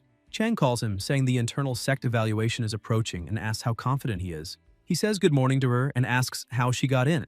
Yue answers that it's a secret and asks if this isn't the first time he's participating in the internal sect evaluation and to follow her. The master is worried that he doesn't know the rules, so she specifically asked her to explain them. And all 18 peaks have built an arena, and he should know about it. The disciples from each peak will participate in duels in a knockout tournament until the top 10 are chosen. After that, they will compete in the internal sect city where the whole sect will watch them. She says he may look there for tomorrow's evaluation and will fight on the TN peak. The protagonist asks if before the top 10 fight, there won't be a lot of people watching him. She replies, that's right. Chang asks if he aims for the top 3 and says he can definitely achieve it with strength. He replies that he will try his best. Yue says she prefers to report to the master and to give his best in the evaluation. Han thanks her and says for her to be careful on the way back, and wonders if this is not good, thinking he could even fight discreetly and really doesn't want to attract attention. Until Xing approaches, calling him husband.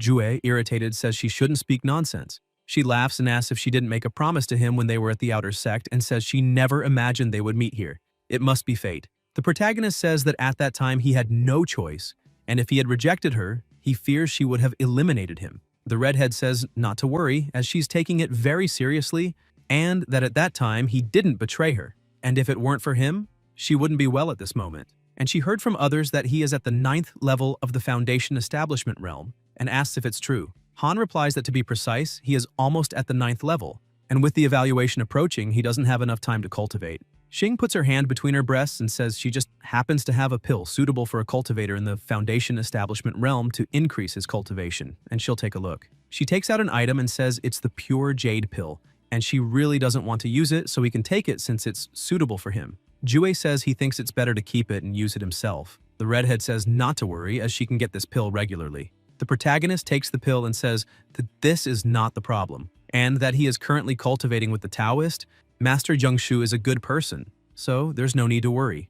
Xing calls him husband and says he needs to work hard in the internal sect evaluation. Back then, she didn't know her husband was a prodigy, and her aptitude is average, but if there's anything she can help with, she'll try her best. Han opens his eyes wide, and when he's about to say something, she disappears, and he is left with the item, thinking this is a coincidence. Elsewhere, someone calls the disciple. It's Jing saying that she gave the pure jade pill to that boy and asks if she regrets it. The redhead replies that no, and that she's already fallen into the traps of love. The Taoist says that's nonsense, and asks if it's just because he's handsome. Xing asks if that's not enough. Jing says she doesn't think it's worth helping him. The redhead says his aptitude is exceptional, and when she first met him, he had no cultivation at all. But she heard from the sect master that now he is at the 9th level of the foundation establishment realm. Jing says it's strange and says he has so much talent and asks how she's never heard anything about him all these years. Xing replies that the sect master said he is very discreet and has been busy cultivating in isolation, and the master even tried to give him an opportunity, but he rejected it, saying he's afraid of the end. The Taoist says it's interesting and a lot of spectators only during the top 10 fight, and thinks he assumed there would only be a few spectators at each peak, and wonders how the hell he should act.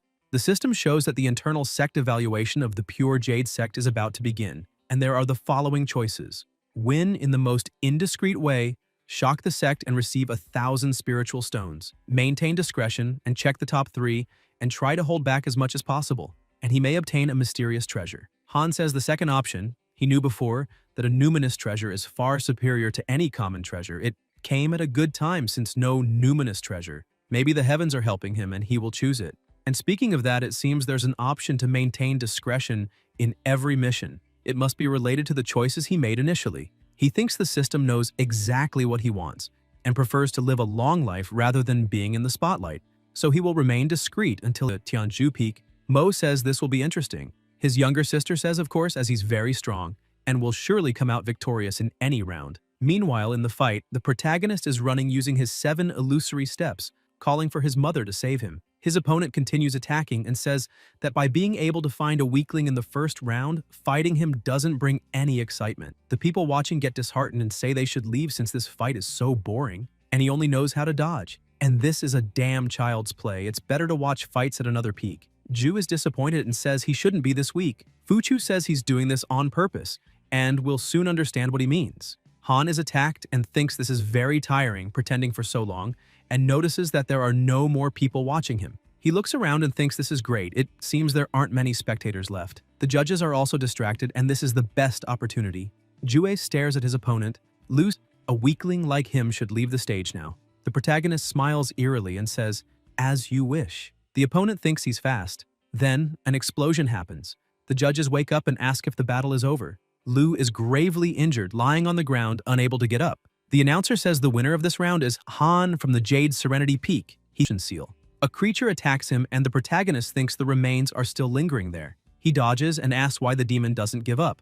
An explosion happens. Strikes are exchanged until a voice says to wait and stop. Han wonders if it has intellect, as it's another reason to get rid of it. Evil spirit, disappear. The elder asks if he didn't tell him to stop hitting him, as he is the great elder of the pure Jade sect, and asks why the Jade Serenity Peak has a barbarian like him who doesn't know how to respect the elders. Ju wonders about the great elder. The old man says he just happened to be passing by and asks what his problem is and why he keeps launching abilities in his direction, and that there's no law or justice left in this world. The protagonist asks why he's moving around in such a frightening manner in the middle of the night. The great elder replies that this is how it is when he's cultivating his divine powers, and asks if he knows what a primordial spirit is. He wonders about that insane spell from earlier and thinks it nearly extinguished his spirit, and that he wouldn't have been able to withstand it even with his true body, and wonders if every disciple of the internal sect is this strong nowadays. Han says he needs to tell his master about this, and he might end up eliminating a disciple like himself out of shock if he keeps doing this. The old man tells him to stop and not tell her, as he's sorry. Jue asks if he knows his master. The old man says that actually his master is his disciple, just like the current leader of the sect. The protagonist says that in that case, he'll pretend nothing happened tonight. The great elder says his foundations seem impressive and asks if he wants to inherit his legacy. Han asks about the legacy. The old man replies that it's the golden body of the celestial constellation and asks if he wants to learn it, saying that in all of the pure Jade sect, only the sect leader and he know how to do it. Jua wonders about the golden body of the celestial constellation and thinks it sounds incredible. He tells him to forget about it and says he appreciates the good intentions. The old man tells him to do as he wishes and says he's leaving. The protagonist thinks he almost eliminated him earlier, and there's no chance this old man is acting this benevolent. He's sure they're planning something. He explains to his master what happened and asks what she thinks. The fairy says that the old man is being reckless again and not to worry, as she'll speak with him tomorrow. If he dares show up again, she will deal with him herself. Han thanks her, and she says he can return now and to remember to rest early. Jue asks if this golden body of the celestial constellation technique is powerful, and says that the old man was hoping to teach him the technique. Zhuan answers that it's definitely powerful. It's said to be the most powerful technique in all of the Pure Jade sect, but before cultivating it, it's necessary to cut one of his foundations. The protagonist asks which foundation. She replies that it's the thing that makes him a man. Han thinks that, as expected, the old man didn't have good intentions. And that means that the sect leader and the great elder are… The master says he must keep this a secret. Jue says this disciple understands and is leaving now, thinking that veterans are extreme and they are avoiding women in a similar way but to cut off their own. In the city of the internal sect, the battle for the top 10 in the internal sect evaluation is officially starting, and the whole sect is present to watch. People are gathered in the audience to watch and shout, "Ice Spirit." The protagonist thinks it will be difficult to maintain discretion in front of so many people and wonders if he should just go straight to the point and defeat them in an instant. Someone approaches calling him brother and says he's finally here. It's Chang, with a group of people saying that they all came to support him, wishing him good luck, and that he should aim for first place. Han thanks them all and says he'll do his best. Zhou watches and thinks that his biggest opponent in this internal sect evaluation is Han. Mo says that he's been hiding his true strength, and his strength is comparable to that of the elite disciples. Fan says they can't be sure, but now he has a powerful trump card and he might not even have a chance to win against himself. Zhu says she believes brother Jue will get first place. Yue asks who she is. The girl replies that it's none of her business. Chang says she should grow up more or her dear brother might end up getting imprisoned, until Xing approaches, calling him husband, and they start arguing about who she is to call him husband. The protagonist asks if this is divine retribution, and the announcer says to be quiet. And the top 10 battle for the internal sect evaluation is about to begin, and they can start the first round. Han from the Jade Serenity Peak versus Zhou from the Celestial Thunder Peak. People comment that it's the new prodigy of the Celestial Thunder Peak. Fan from the Celestial Thunder Peak is ruthless. He defeated all his opponents in the blink of an eye in each round. There's a question about the person with the Dharma treasure of birth, and they heard that the oldest disciple from the Sword Peak was publicly flamed. Since Zhou is ranked in the top 3, he can request a duel using his Dao companion as a bet. Meanwhile, the opponents face off, and Fan asks if he didn't say he's never had a close relationship with girls. Han replies that he had no choice and asks what else he could have done, saying this is a terrible situation. Zhou says he doesn't care, and that this time he has to give his best, releasing a large amount of energy and saying he needs to do his best, and not to be shy, as he'll let him take the first strike. Jue says if he said so. The announcer tells them to go to their positions. The protagonist begins to release his power and says he's going to bet everything on this attack and it's better to prepare. Fan thinks he should have an advantage since he has the Dharma treasure of birth and wonders why he feels uncomfortable and hopes he won't end up like that person said. Mo, a main disciple of the Celestial Thunder Peak, is undeniably strong, and Han is one of the few people he recognizes, saying he may not believe it, but in some ways, he's worse than Brother Han. And he's a subtle person. He holds a simple rule. Those who are pleasant will be competitors. Those who aren't will be enemies. And if there's an opportunity, try to be friends with Jua.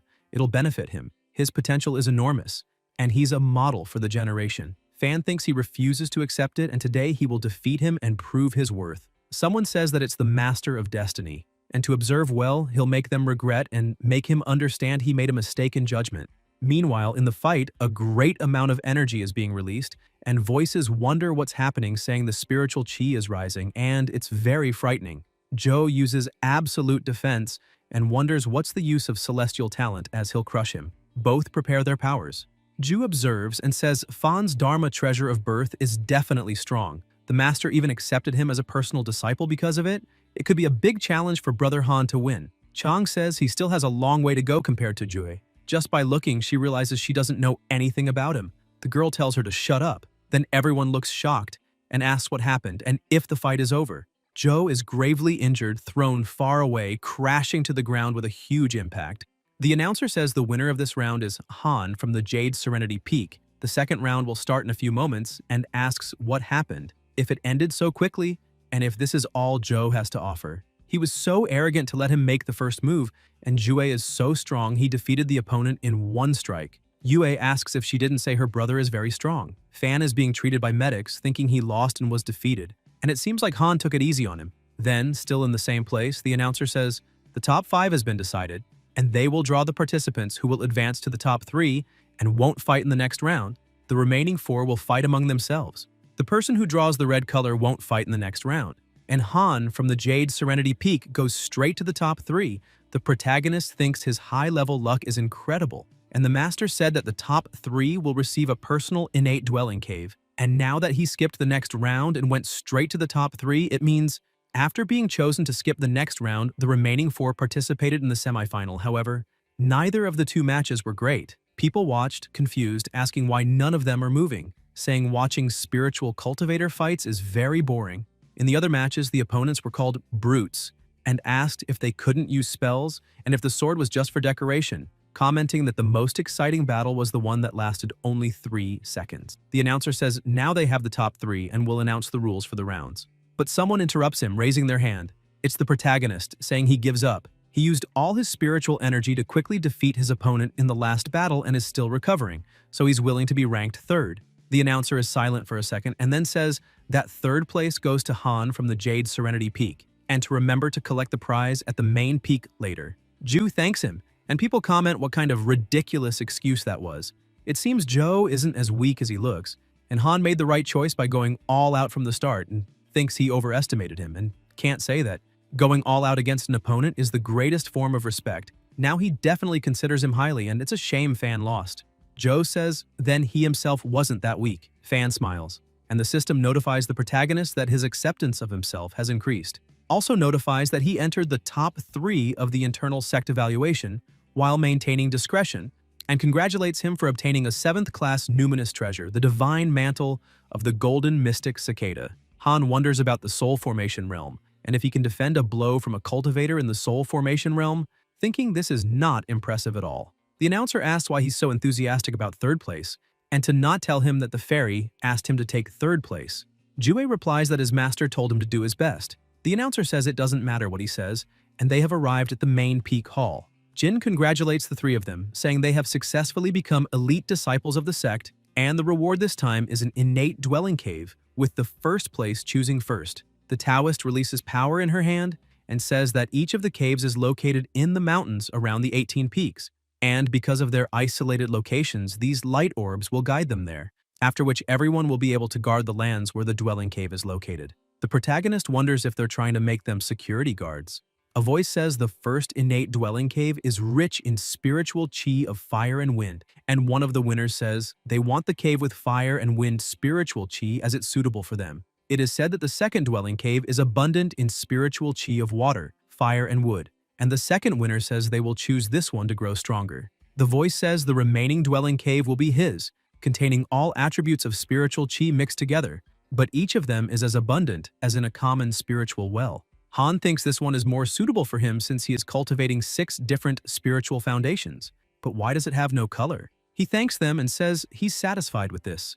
Jin thinks imagining this kid reaching the top 3, it seems Juan wasn't wrong, and his potential is certainly impressive. He says that since the choices have been made, everyone can follow the light orb and return to their designated dwelling caves, and they can leave now. On the outskirts, he thinks its defense is as powerful as described by the system. An expert in the soul nascent realm won't be able to harm him. This is a sense of security he's never felt before. He can finally focus on cultivating. By the way, this time it's different. It will be hard for them to find him, and he already carved a phrase on the side of the entrance outside, hoping others can see that this dwelling cave has an owner interested in leaving now. He needs to enter seclusion to make a breakthrough, and will pray that the journey will be successful. Fan asks about entering seclusion to make a breakthrough, and if he's going to break into the Golden Core realm. Han replies that's right, no other issues, he's going back into his isolated training. Someone puts a hand on his shoulder saying to wait. It's Fuchu, saying that it will be difficult to make a breakthrough into the Golden Core realm. The divine tribulation this time will be more terrifying than the one in the Foundation Establishment realm. And if he joins the mission with them, and they find tribulation transcendence pills, he'll let him keep them. And he thinks that as expected, if he wants to persuade him, he needs to talk about cultivation-related matters. Cultivating doesn't just require opportunities, but also facilitators. A person cannot progress without these facilitators. He's frustrated and his expression speaks for itself. Ju thinks that a simple lower-level spiritual stone and wonders if there's anything else to think about. Fan says that this mission is important. If they succeed, they will definitely gain merit and their status in the Pure Jade sect will also increase in the future. And they will be able to leave their names in the cultivation world. The protagonist apologizes and says that he's not interested in fame or fortune, and if the Pure Jade sect faces problems in the future, he will definitely risk his life defending the sect even if it costs him his life. But at this moment, he just wants to cultivate in peace. Elsewhere, someone says they really don't understand these prodigies. Joe says he might be strong, but asks if he isn't very cowardly. Mo replies that it's true, and you can't stay secluded your entire life cultivating. And if you want to cultivate, you must fight for opportunities. And he's sure they'll come to their senses sooner or later. Fan says that unless he doesn't want the resources, it'll be hard for him to earn resources if he continues cultivating in isolation. And he thinks it doesn't matter. Once he gets elixirs, he might even be able to surpass him. And to wait for him, because he will show that he's no worse than him. Until then, the one who has nothing will regret it. Meanwhile, Han receives a reward for rejecting an invitation, the Belt of the Small Universe, which has a large alternative space and can be used with a ring or storage pouch. The belt is elastic and cannot be easily destroyed. 2 years later, Jue has his acquired belt, thinking that all 6 of his spiritual foundations have reached perfection, and now he can advance to the Golden Core realm and he cannot be reckless, as only 2 or 3 out of 10 foundation establishment cultivators can successfully advance. The protagonist is cultivating his energy, and the sky is dark. Han, with his eyes closed, thinks that apparently the Golden Core realm divine tribulation provokes the inner demons of the person. And if he fails, he will be taken by the divine tribulation or will go mad because of the inner demon. A creature asks what he desires, and if it's fame, fortune, or women, saying that he's strong enough and can stop hiding and show the world his strength, and that he will devote himself to asking the terrified for benevolence, or will subjugate all beings and reign for ages, and to choose his, and asks if he desires anything else. Jue asks if that's all coming from the inner demon, and if there are no other options to offer, still challenging it to spread his name, saying that it's terrible at choosing targets. And the inner demon is eliminated, and now he can go all out and make the breakthrough. The protagonist opens his eyes, looks at the sky, and says, "Speaking of the devil," lightning strikes from the sky. He activates the 6 paths of reincarnation and the divine mantle of the golden mystic cicada. A great light is emitted. 7 days later, a notification from the system appears, congratulating him for advancing to the Golden Core realm, and for obtaining an unmatched magic sword, the Keelan sword, a sword made from the bones of a Keelan, containing a Kylan soul and possessing the effect of exorcising evil, with the mystical power and the inheritance function of the 6 paths absorption technique had its seal removed. Han is excited and says that his life expectancy has increased again, and this is incredible, and he'll set a small goal, making a breakthrough to the soul nascent realm by the age of 100, and if he passes 100 years, he'll consider it a loss. And now he will take a look at his relationships before continuing to cultivate, until he opens his eyes wide and asks if the demon cult has attacked this many times, and says he thinks he's not safe even staying in the Pure Jade sect, and wonders if the demon cult has already attacked the Pure Jade sect and wonders how his master is doing. Better go and show her that he's fine. Jue observes and looks at the smoke below and reports of many injured disciples from the outer sect have reached the inner sect. Those with light wounds will remain outside and wait, and they will bring the severely wounded to the hall for treatment. Those who are recovering should try to gather in the northwest wing. The disciples are very discouraged. The protagonist observes, and Chang recognizes him and calls out, saying that he finally decided to return and the master asked him to meet her. Han goes to her room and greets her, saying that after the internal sect evaluation ended, this disciple rushed to cultivate and forgot to greet her and asks to be punished. The fairy asks if he still remembered to return and says she thought he had betrayed the sect. Ju tries to say something, but Zhuan interrupts him and says that the Pure Jade sect is about to face a disaster never seen before, and she will give him a chance. And he may abandon the Pure Jade sect. The protagonist asks about leaving the Pure Jade sect, wondering if this is a joke and if the sect is in trouble, and if he should choose the first option. The system gives him 2 choices. The first is to leave the sect and wander the world of self-cultivation, obtaining a vial of collection pills, or stay in the sect until its destruction, or until the demon cult stops targeting the Pure Jade sect, obtaining a magical tool and a magic book. Han asks about her. The master replies that she will live and be finished along with the Pure Jade sect.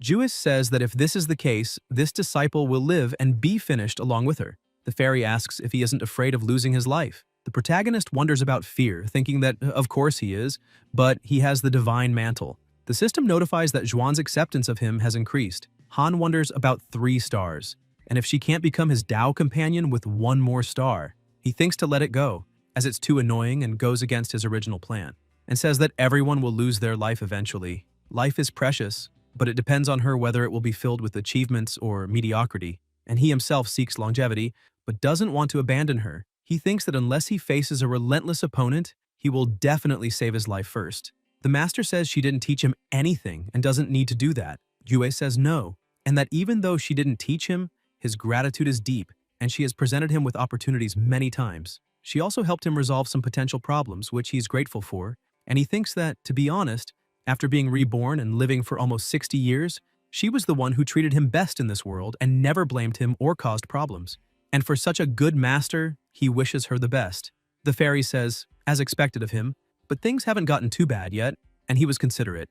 Yue says that in fact, the master knew he had an extreme fear of the end, so she asked him to leave first. Zhuan asks if he's had any difficulties in cultivation lately, and says that he can cultivate with her just like his older sister, thinking that now, on second thought, she never taught him anything. It must have been difficult for him to cultivate alone. The protagonist says he doesn't need to worry. The master thinks about how he dares to refuse her guidance, and says he can leave now. First, she responds that it's fine. The fairy says to help her brother according to his plan, and everything is in the storage pouch. Chang responds that she understands. In Han's cave, he asks why his older sister is there and wonders why his older sister is invading his personal dwelling cave.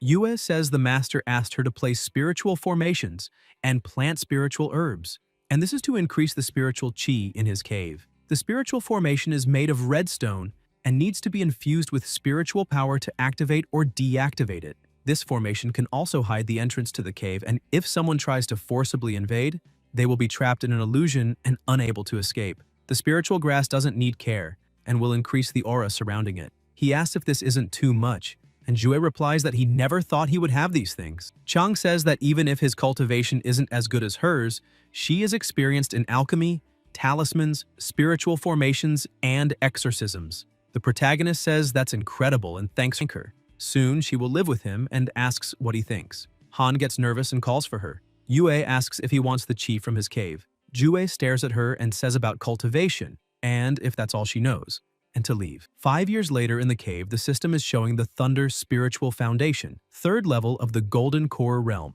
The protagonist says that the sect master is having a hard time, and he heard from the master that he will frequently investigate the demon cult, and it's no wonder he keeps getting injured. The same thing happened with brother Mo and Joe, and luckily he didn't follow him. More system notifications arrive saying that an innate providence bearer has been detected and asks if he wants to check the origin. Han notices the innate providence and wonders if there's someone outside his dwelling cave. The system shows that it is Chen Santian and also displays his data. Jue realizes he is someone from the demon cult. Moreover, he is the oldest main disciple and wonders why he came to the Pure Jade sect, and if it weren't for the system, he wouldn't have noticed him, wondering if he came alone or if there is a large man is in front of the cave reading the written phrase. He says it's ridiculous, and, as expected, everyone in the Pure Jade sect is a coward. Then he says to wait and asks why there's such an extensive writing there, in this jungle. He wonders if this is a dwelling cave and where the entrance is. The protagonist is hiding, saying that he dares to call him a coward, and says that he's eliminated, thinking that now that he's confirmed that he's alone, he should welcome him. Santian notices the intent to eliminate and lights are emitted. He widens his eyes. Han uses his triple shadow sword technique and attacks him. Chen wonders what kind of technique this is, one that can even drain spiritual qi. He thinks he can't retaliate. Santian is gravely injured and says to stop. Jue asks why he came to the Pure Jade sect. Chen replies that it's a misunderstanding and he was just passing through. He wonders who the hell he is, as he had already investigated everything in advance. And no elder in the Pure Jade sect has such a powerful sword technique, and says don't tell him he's a great elder of the Pure Jade sect. The protagonist asks if he isn't Santian, a demon cultivator and the oldest disciple of the demon cult, and what will happen to him if he delivers him to the Pure Jade sect. Chen is shocked and wonders how he knows about him. He says he was wrong and is sorry, asking for another chance. He thinks he's so young and handsome, and wonders if he's only at the 9th level of the Foundation Establishment realm, and wonders if he's the disciple of the elder. Han wonders if he should tie him up and hand him over to the sect, and maybe use him as a hostage if the master is captured in the future. Santian puts the sword to his neck and says to let him go or he'll eliminate his disciple. Jue asks permission and says he has no disciple. Chen falls to the ground and says it was all a joke. He thinks the elder is at the 9th level of the Foundation establishment realm, and this must be a disguise. To be able to subjugate him and discover his identity, this elder must be an expert. For him, it's impossible to escape. The protagonist wonders if this is all the oldest main disciple is capable of, thinking that he's still wondering, is he super weak, or is his triple shadow sword just that strong, and says no problem and to follow him. Santian thanks him for his mercy. They enter the cave and Han thinks he can't capture him against his will and needs to think of another way to make him stay. Chen notices that the entrance to the cave is hidden by several formations and wonders why he didn't notice it before. Jue thinks he was planning to deliver him to the master, but he's sure he'll try to escape even if it costs him his life, and can just eliminate him since he doesn't have the strength to subdue him. He won't dare to run because he's underestimating him. Then he calls for him, telling him to come and hit him with all his strength. Chen widens his eyes, thinking not to say that he's looking for an excuse to eliminate him, and says he knows he was wrong and reflected on his mistakes. The protagonist says that if he doesn't try, he'll still have the intention to catch him off guard later. Santian responds that he wouldn't dare. Han thinks he has the divine mantle of the golden mystic cicada protecting him, and it can even protect his head. This guy won't be able to hurt him, and says he won't blame him. Chen says he will bow to him. Jue says that from now on he'll stay there to help him plant spiritual herbs and clean the house. He can even cultivate there too, and wonders if he's really that scared, since he's never seen anyone so cowardly as him. Still in the same place, particles are released above the plants and around the area. The protagonist is cultivating. Chen looks back and notices that he definitely likes to cultivate, as he hasn't left through that door once. He's been there for a year and the information will be delayed at this pace. And he's the oldest main disciple, and if he doesn't return after all this time, it will definitely attract the attention of the elders from his master's sect and wonders what he should do, and if he should just attack him by surprise, thinking that he dares to cultivate carelessly and this might be his chance. And if he's strong enough, he would have made him pay 100 times more, so Chen runs toward him to attack and thinks that he's the formidable demon from the demon cult. Han looks back. Santian disguises himself, apologizing for the disturbance, and says he has a mosquito. A system notification appears saying that his hatred has increased and is now at 4 stars. Chen says he will clean the cave's ventilation now and should receive plenty of sunlight. Jue thinks that this situation has been repeating over the course of an entire year, and he never tortured him during all this time, keeping an eye on him, not even stepping outside to contact the sect. His self-hatred has now reached 4 stars, a point where he can fight with himself until the end. Santian thinks he can only wait until he goes outside and escape, doubting he will be able to keep cultivating non-stop. He thinks to wait until he escapes and brings the cult to crush the pure Jade sect. When the day comes, he will make him pay for the suffering he endured for an entire year. Then Chen widens his eyes. The protagonist uses his triple shadow sword technique grouped in a line and says he gave him enough chances but didn't like it. If he had stayed obedient, he would have been a valuable hostage, but now he no longer needs him. He eliminates Santian without hesitation. He thinks things will get annoying now. If he follows the path of stories from the countless novels he read in his past life, this person should have a way to contact his demon veteran allies, and the moment he lost his life, those veterans should have felt it and now they will come to threaten him. If he eliminates the small, the big comes. Eliminate the big, the oldest comes. Eliminate the oldest and an even greater one will descend from the heavens. Then energies begin to stir. An elder is summoned there. Han wonders if an elder is really appearing now. The old man says he eliminated his disciple and the finalization awaits him. He asks if he has the courage to say his name. Jue replies that his name is Cao Cao and asks who he is. The old man says he is Zhang Kunmo of the demon cult and he will remember his name and awaits his elimination. He disappears. The system displays his information. Zhang has developed immense hatred toward him, and the current hatred is at 5 stars. The protagonist thinks this is quite high, and at the 8th level of the soul nascent realm, it will be difficult to deal with him unless he is a cultivator of the soul formation realm, and says it's better to contact the sect and ask them to send someone to clean the floor. 8 years later, still in the cave, the redhead arrives calling for her husband and asking if he is there. Han is startled by her and thinks that it wasn't just his older sister, but she also managed to get in and wonders if the formations are just for decoration. He asks what the reason is for her vigor. She can cultivate in peace and will help him get some golden core cultivation pills. Jue says that's not it, and that's not what he meant. In the demon cult, skull heads are scattered around. Duan asks if he hasn't captured Li after all this time. Zhang says Li must not have intentionally returned to the Pure Jade sect and he is diverting the numbers. They will just ignore him and attack the Pure Jade sect. The people there say that besides Li, there is another powerful master in the sect, and they need to be cautious when sending members, and this old man is wanting to personally lead disciples to attack the Pure Jade sect. They ask the leader for his opinion. He responds not to rush, and they've already invested a lot in Chen, and now the damage is done to the Pure Jade sect, and he won't hold back. This time it will be different. He's about to advance to the Soul Formation realm, and if successful, the fight against the Pure Jade sect will be an easy victory. They ask about the Soul Formation realm. Kunmo asks if he's so confident. Tongtian says he's been preparing for this for decades. He's 90% confident, just needs to wait for another 30 years. They say to go and win, and he can wait for 30 years. Destroy the Pure Jade sect, eliminate the man, burn the woman, make all cultivators submit to the cult, and his disciple will be avenged. Jung says that the Pure Jade sect must wait for its destruction and make the most of the little time they have left. In another location, 10 years have passed, and the protagonist feels himself growing stronger daily over the years. He feels wonderful and fulfilled as the nascent soul realm is calling him. Thunder and wind spiritual base, 9th level of the golden core realm, fire spiritual base, 3rd level of the golden core realm, and other spiritual bases, 1st level of the golden core realm. Han says that he is so happy. Chang says that she is there to see him. Jui asks how she entered, and she replies that she made the formation herself. Of course, she knows how to enter. She brought some treasures that can be planted in the well to further increase the spiritual chi in the cave. In the future, it might even become the cave with the best spiritual chi in the Pure Jade sect. The protagonist thanks her. Yue says not to thank her. Everything was given by the master, and she is just helping with the manual work. Han thinks the master is the best. Chang says that since he entered isolation, the Jade Serenity Peak has received some new disciples, and Brother Iron, who was below him, unfortunately lost his life. Jue is surprised to hear this and asks if it was finalized. Yue says that Brother Iron's qualifications were too weak, and his life expectancy was exhausted. Past, he hated him, but if it weren't for him, he might not even be here. And probably that's the path of cultivation. Everything has a cause and effect. Some people leave early, leaving an air of melancholy. In the present time, the protagonist says that time is both long and short, and his sister needs to work hard on cultivation, because if she also leaves, he would feel lost.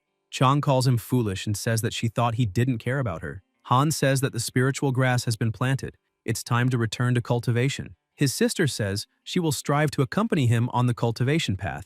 Jue gets up, looks to the side, and sees a writing with Iron's name, saying he hopes he is born into a good family in the next life. Another decade later, even without the help of pills, all the protagonist's spiritual bases, except for Earth and Wood, reach the 9th level of the Golden Core realm, and his strength is close to the nascent soul realm. As his 100th birthday approaches, the system opens a new function. Han is curious and asks what it is. The system congratulates him for reaching the age of 100 years and unlocking the simulated challenge function. Jue wonders about the challenge and asks if there are no adverse effects like injury or something like that, saying this is too much of a cheat. The system asks if he wants to activate the simulated challenge. The protagonist clicks yes and says he never knew how strong he was, but now he can finally try. A great light is emitted. Han moves, appearing in another empty place. The system congratulates him, saying welcome to the simulated challenge IE training field. Jue thinks this feels like a dream and wonders if he is inside his consciousness. Soon, more notifications come in, saying that he can choose a character from the relationship tab to be his opponent. The protagonist says that fighting people on his side feels strange, but anyway, he will choose the strongest. He clicks on Li and the system notifies that he has selected Qingzi from the 8th level of the nascent soul realm. Han thinks they look exactly the same and greets the sectmaster. Li approaches to attack him quickly and Jue dodges, thinking that he is fast. This simulated challenge has no martial respect. He uses the 7 illusory steps and thinks that he started attacking without any warning and is even fighting with all his strength. He needs to go all out. The protagonist uses his Keelan sword technique and the triple shadow sword technique, causing a huge explosion. The smoke dissipates. Han doesn't understand much and realizes that the triple shadow sword didn't affect his opponent at all, and he is quite muscular with this golden body. He wonders if this is the body of the celestial constellation. Qingzi tries to attack him again. Zhou uses the 9 Dragons Demon Expulsion Seal, forming a circle of power and throwing it towards his opponent, causing a great impact. Energies are released, Li holds on, and the protagonist realizes that the 9 Dragons Demon Expulsion Seal is certainly powerful and forced him into this state. It can only repel him, but not defeat him. And he thinks that dealing with an 8th level nascent soul cultivator is still very difficult for him. The system asks if he wants to reduce the opponent's strength, showing the adjustable range from 8th level nascent soul to 1st level foundation establishment realm. Han says that this simulated challenge is getting more and more interesting.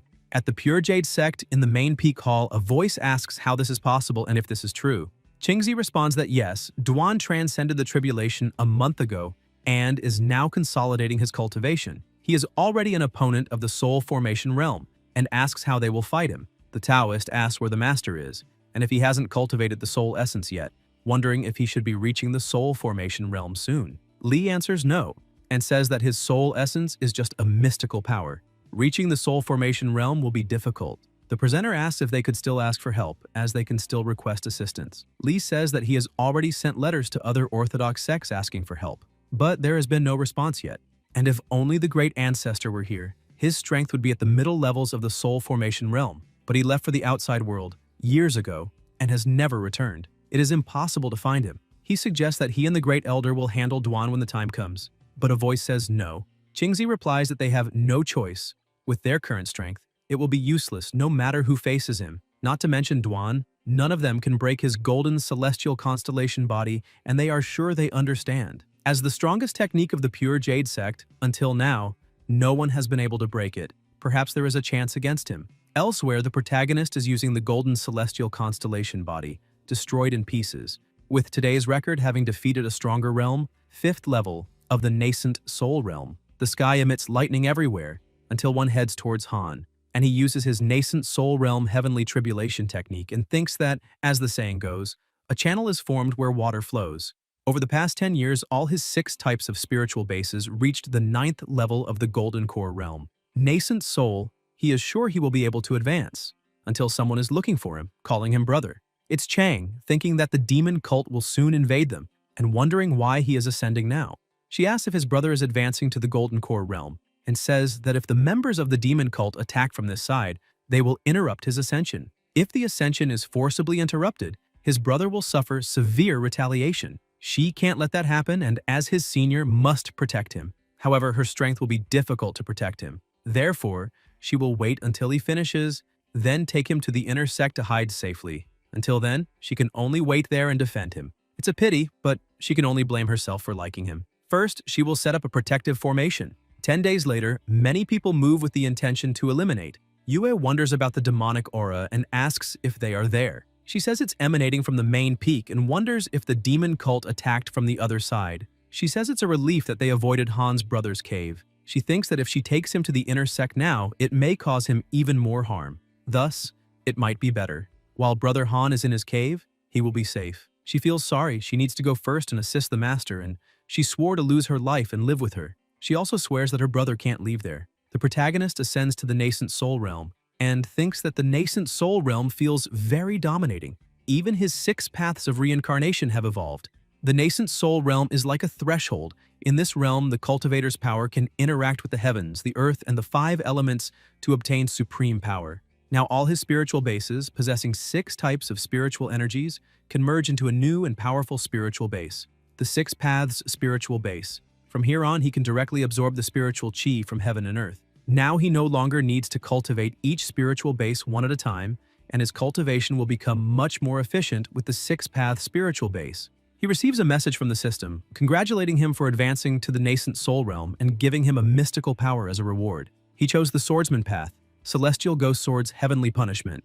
The system warns him that his sect is currently under attack by the demon cult. Han asks if they have already started attacking. He receives another alert from the system and asks again what it is this time. The system says that the new strongest individual in the Pure Jade sect has been detected. Duan, leader of the demon cult, 1st level of the soul formation realm, and asks if he wants to start the simulated challenge. Jue says about the soul formation realm cultivator and that no one in the sect can deal with him. He thinks he should stay calm since he defeated a nascent soul cultivator when he was only in the golden core realm, and now he might have a chance against the soul formation realm. The protagonist says he will try and presses yes, starting the challenge. After a while elsewhere, the smoke dissipates. The disciples are being attacked, and Zhang calls for Cao Cao to finalize things and asks why he isn't there. If he ran away and says it's as expected from the Pure Jade sect, they are all trash. Kunmo looks to the side and says that the cultivation leader should finish things up there soon, shouting for all the disciples to hear his orders. Burn everything and eliminate everyone, loot everything. They respond that they understand. Zhang says that since he can't find Cao Cao, he will use other disciples from the Pure Jade sect, offering them for the honor and soul of his disciple. Elsewhere, the challenge is over, lasting 1 minute. Han says Duan's name and asks if it was him. A great lightning bolt is emitted. The skull releases a great energy. The Great Elder thinks that this aura is very terrifying. Someone starts laughing and tells them to give up. It's Duan saying that if they kneel and beg, maybe he'll make their suffering less. Li says that the disciples of the Pure Jade sect would rather lose their lives than surrender to the demon cult. He goes to attack his opponent from behind, but Tongtian says he is too slow and throws him away. The Great Elder says it's impossible. The bones behind him are innate black magnets, and the spiritual energy will immediately dissolve once absorbed by them. That demon can drain them with just that treasure. Qingxi asks what they should do. The master, tired, breathes heavily and thinks about Han, betting that he is still in seclusion, hoping no one discovers the cave dwelling. She also thinks about Chang and everyone else, feeling that she failed to protect them. All she has left is to be finished in front of them. Duan says that the grudges that lasted for centuries will finally end today. Someone approaches. Tongtian says it's a pity, she is such a beautiful woman. Zhu runs, and the disciples say to follow her and not let her escape. She thinks she's already exhausted her spiritual energy trying to flee from them, and she can't even fly on a sword now. Since she will lose her life, she prefers to die before letting them take advantage of her. If only that guy, if only he had cultivated as much as he did, this situation would never have happened. She wonders if she will be able to find him in her next life. Jue looks at her and asks why she came down here. Zhu widens her eyes as she realizes she's in his arms and asks if this is paradise and if they've been finished. The system notification shows that his acceptance of her has increased, and the current acceptance is 5.5 stars. Elsewhere, a voice says they've finally found him. Mo wonders how this is possible. The protagonist throws the girl to him and tells him to take care of her, as he's going to the main peak. Fu Chu wonders how much he has cultivated, and Zhu says he's also in paradise. Mo thinks that the 3 people around him were Golden Core Realm cultivators, and the 3 of them were eliminated instantly by Brother Han while passing by.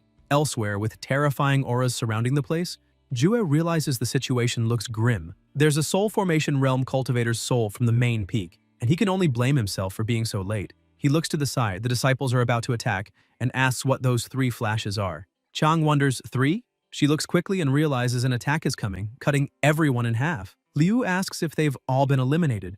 Xing approaches and says that Duan eliminated her parents, and she would rather lose her life than return there. An opponent says she dares to reject his goodwill and his sword is covered with poison. The redhead looks and calls for her husband. The opponent asks if she agreed that easily, saying it looks like she understands things quickly, and asks if she didn't say that people only listen after going through hardships. The protagonist appears behind him with the intention to eliminate. The wind intensifies due to the pressure and the opponent is eliminated with just 1 strike. Xing looks surprised, thinking that this person is second in the ranking of the demon cult's main disciples, and her husband took care of him in just 1 hit. Han says she should find a place to hide, this location is no longer safe. The redhead responds that she understands and that he should be careful. The system notification shows that her acceptance has increased to 6 stars. Jay thinks it's his damn charm and strength. Later, still in the same place, Duan asks if this is all the Pure Jade sect has to offer, saying that previously, all the cult did was use human corpses to cultivate poisonous insects, yet they were targeted by other sects for centuries just because of that.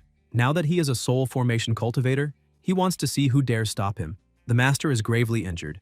Li is without arms on the brink of death alongside the Great Elder. Tongtian says that if they use all the sect's cultivators to cultivate poisonous insects, it will help increase the power of their sect. When that day comes, the demon cult will be the #1 sect in the Great Yan dynasty, and asks if the foundation of the Pure Jade sect, which has lasted for centuries, will come to an end today. The master opens her eyes and Duan asks if she still refuses to give up, and why doesn't she try to guess how many people from the Pure Jade sect are still alive? The fairy tells him to go to hell. Tongtian attacks and calls her a filthy-mouthed prostitute, telling her to feel free to curse as much as she wants on the way to the afterlife. Someone shouts, "No, it's Qingxi." An enormous explosion occurs, but Zhuan is not hit because the protagonist used the illusory 7 steps to get her out of there and asks if she's all right.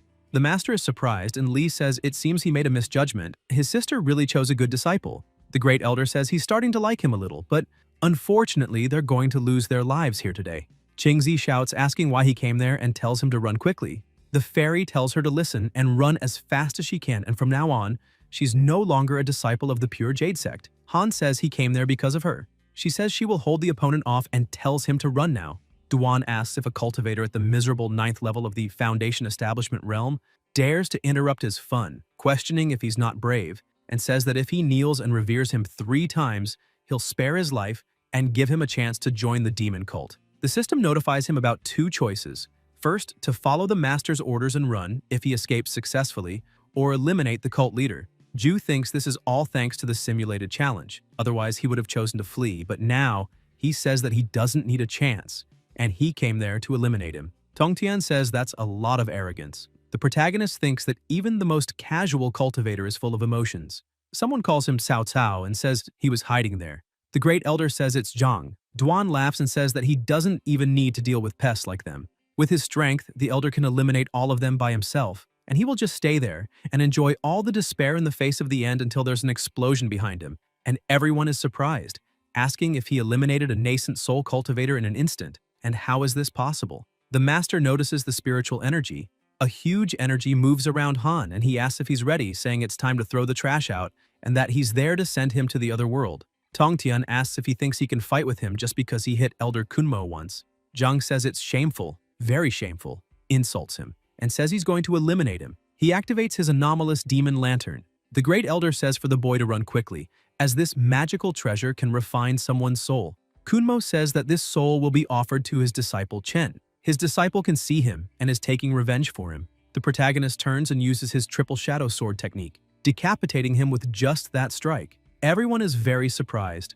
Duan says that's interesting. Han asks what happened now, saying he's qualified. Tongtian replies that for someone to be able to eliminate an elder of his cult at his age, he's fully qualified to be an elder of his cult with his strength, and asks what he thinks about joining his cult, saying that for money, company, techniques, or land, he can give everything, and asks what he thinks. An attack approaches his face, but Duan activates his shield quickly. Ju thinks that to be able to block his triple shadow sword, Tongtian says that behind him is the innate black magnet. This treasure can absorb spiritual energy and is immune to most attacks unless his energy is stronger than his. He will never be able to touch him, and he already gave him a chance. He can only blame himself for being arrogant and asks if he really thinks he will spare him just because he's talented. He says there are countless talents out there in the world and asks why he thinks there are so few prodigies in this world. He says it's because they need to survive on their own skills, and most of them lose their lives along the way, just like he will be finished. A huge aura is released with intense pressure. Zhou thinks this aura is quite terrifying. The Great Elder wonders if this is the strength of someone in the soul formation realm. Duan says that since he insists on being stubborn, he will let him experience a bit of his suffering and asks if he's not a supporter of the Pure Jade sect. Then he will eliminate everyone from the sect right in front of him, and he wants to see how he will protect his sect. The protagonist says that he is noisy and asks if it's over, Jessica, and what he means is if there are any last words. Tongtian asks about last words and says it's better to keep that to himself. He feels a strange sensation and wonders what's happening, as if he's trapped in something, wondering why he doesn't feel anything and if his body can't move and what kind of bizarre technique this is. Han uses the celestial punishment of the Ghost Divine Sword.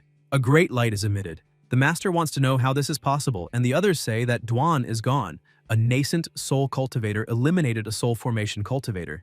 The Great Elder thinks that he isn't surprised and that it wasn't the fault of the mystical power last time, but rather that this brat is incredibly strong. A talent that defies the gods? The Pure Jade sect must keep this person. Ju thinks that the problem still needs to be resolved, as only his body was destroyed, since his 6 paths of absorption technique can still feel an essence of the soul trying to escape, meaning he still has a chance to restore his body and can avoid this threat.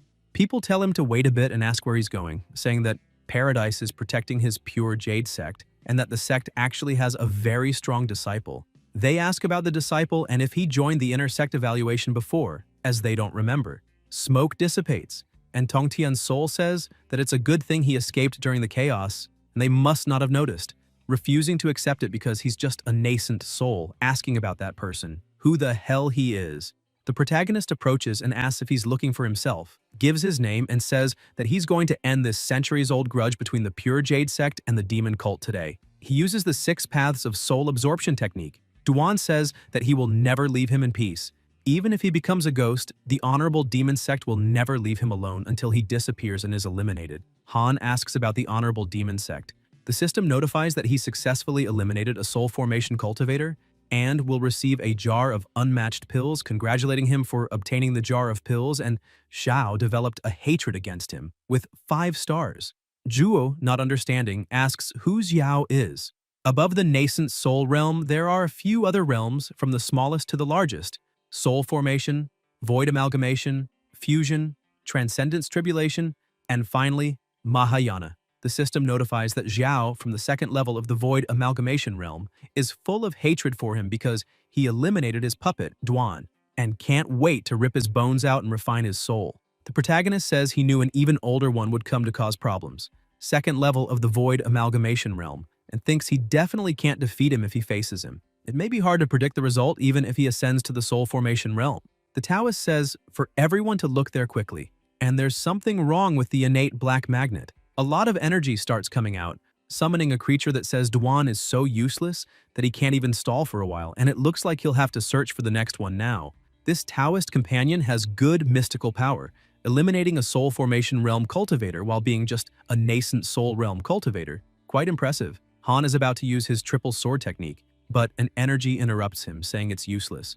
And it's a cultivator of the void amalgamation realm, and he won't be able to harm his soul essence with his mystical power. If only Duan could hold on for a little longer, he could have recovered a little more. Disciples ask about the void amalgamation realm and who he is. The creature responds that he is an elder of the demon Tamer sect of the Northern Kingdom, Xiao, and he's been planning this for years but never thought things would go wrong here, and he'll remember this debt. Jue asks if all he means is that Tongtian was stalling for him. Xiao replies, of course, and that trash told him the pure Jade sect was no match for him and asks if he's trying to make him talk. The protagonist says that it seems his soul essence is different from normal, and he thinks the real body is injured and the body was extinguished, asking if that's right. The elder of the Demon Tamer sect responds that he has no right to know and simply despises mistreating a beginner, and that it doesn't matter, it took too long to bring this information back to the Demon Tamer sect. Just wait for the demon cult's revenge. Li says it's no surprise that the inferior viridescent cult was ambushing the 10,000 demons kingdom, so it was the Demon Tamer sect that was secretly ordering them. The Great Elder says that the viridescent cult must have been destroyed after today. Qingzi says that the priority now is to deal with the demonic cultivators inside the sect, and Han can handle it. Jue apologizes to the master and says it's all his fault and he will heal her right now. A voice calls him a brat and says that she's not that injured. The protagonist says that the master is the most important to him, and she can go alone if she wants. He wonders if she's joking because dealing with the entire demon cult by himself will boost his fame, and people fear becoming famous, just like pigs fear getting fat. The fairy smiles. People say they're jealous of her because if they had a disciple like him, another man says not to talk about it as his last disciple stole a divine superior pill from him last month, and he ran away and still hasn't come back, so there's no comparison. The elder from the Thunder Celestial Peak asks what his identity is, saying that with his cultivation, there's no chance he's a disciple that the Pure Jade sect could support. Han answers that since fate brought them together, all he needs to know is that he is now a disciple of the Pure Jade sect, and he will never harm this sect. Voices tell the Thunder Elder that he shouldn't have asked such a thing and ask who in the world doesn't have their secrets, saying that if the question makes him leave, they will eliminate him. The disciples from the demon cult search for the cult leader and say they can't sense his aura anymore and they think they saw Kunmo's corpse, wondering how this is possible. Li says to eliminate them quickly and he'll make him the next sect master when it's over. Jin says he just healed his arm and tells him not to overexert himself. Qingzi says that first, they need to heal the master until he stops and says that the leader of the demon cult is eliminated. Every disciple of the Pure Jade sect hear his command and eliminate all the demonic cultivators. The disciples of the demon cult say this is bad and to run quickly because the leader is finished, and a voice yells to eliminate them. They run away desperately. Jin says it's good they fled as it will reduce the number of casualties in the sect, and the others say they will definitely make them pay in the future. The inferior viridescent cult will never dare to attack them again. A voice calls for the elders and says that it's certain that each of them has seen Han's strength. Considering his performance this time, from now on, he will become the vice master of the Pure Jade sect. It's Li who continues saying that as for himself, he won't be able to advance further, and the future of the Pure Jade sect depends on these young people now, and they can't allow him to leave the sect.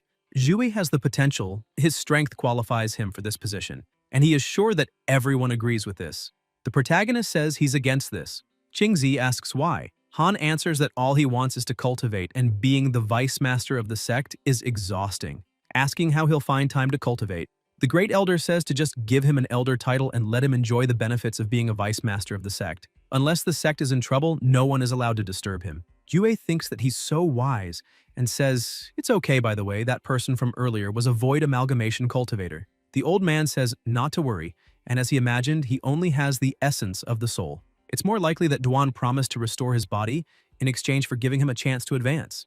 And the reason he held on longer was probably to use a certain secret technique to absorb the spiritual chi and vitality of the pure Jade sect. Moreover, the Northern Kingdom is far from here. It's on the other side of the world. Even if he hurries there, the Orthodox sect will never let them cause trouble, so there's no need to worry. The protagonist wonders how he can't worry and thinks that it's better to be safe than sorry and he should cultivate in isolation quickly and advance to the void amalgamation realm. After the remaining members of the demon cult fled, the inner sect of the pure Jade sect began to recover and plan its reconstruction. Meanwhile, a rumor about a powerful figure started circulating within the inner sect. The master says that the pure Jade sect succeeded in escaping the crisis this time, all thanks to the sect Eliminator of Divinities, who eliminated the divinity with a swing of his sword and turned the situation in their favor. People comment and say that to think the sect had a hidden expert in the soul formation realm, from now on, the sect Eliminator of Divinities is their idol, and asks if anyone is interested in joining the Eliminator of Divinities fan club, saying that she heard he's quite handsome, and he eliminated with one strike. The demon Eliminator Elder is magnificent, and everyone should salute him. The master says that's enough, and everyone is dismissed, and those who wish to stay can remain, while the rest can leave now. They respond affirmatively and leave. Han stays in the room, and the fairy asks if there's something he wants to say. Ju asks if there's something he wants to say. Zhuan says to tell her who the hell he is and why he came to the Pure Jade sect, and Li is willing to let it slide, but as her master, she must know everything. And isn't it admirable that she never needed his guidance and wonders if she should address him as fellow Taoist in the future? The protagonist responds that there's no need for all that, and she must already know his past from Brother Iron, asking if she doesn't believe in his talent. The fairy says that even assuming he has unparalleled talent, she asks where his skills and techniques came from. Han thinks it's no surprise that the master doubts him, and since a nascent soul eliminating a soul formation is quite outrageous, no one will believe it. Besides, he has access to many resources even while in seclusion. Even an idiot could notice something's off, and he says he'll tell her but can't tell anyone else. He starts telling that he was a child full of innocence, loved drinking beast milk and living a carefree life. One day, he found a ring under a tree struck by lightning. Since the child wanted to return the item to its owner, he decided to hand it over to the officer, but never imagined that an immortal lived inside the ring. The immortal, obviously interested in him, tried to give him an opportunity. The immortal said his body was wonderful and full of purity and seemed to be a rare talent. Since fate had brought them together, he had a yellow class technique he wanted to grant him. Ju continues, saying that after that he frequently received dharma transmitted from the immortal's dreams, and the old immortal even said the child would definitely become an immortal. But the path ahead would be arduous, so the child cultivated in seclusion every day and avoided trouble, and he thinks the story is getting more and more far-fetched, betting that the master won't swallow this. She says that this was the case and that it has happened before, asking if that's it, why he took the lead in saving them, saying that the Pure Jade sect never treated him well before and believes that he doesn't consider the sect as his home.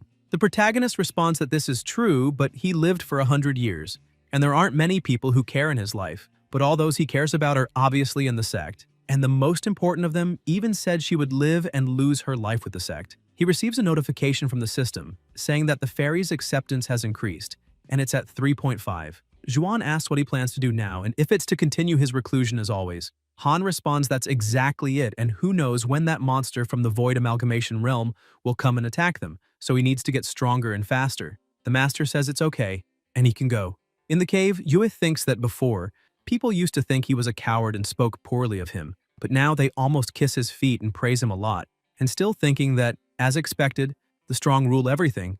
It's an unchangeable fact.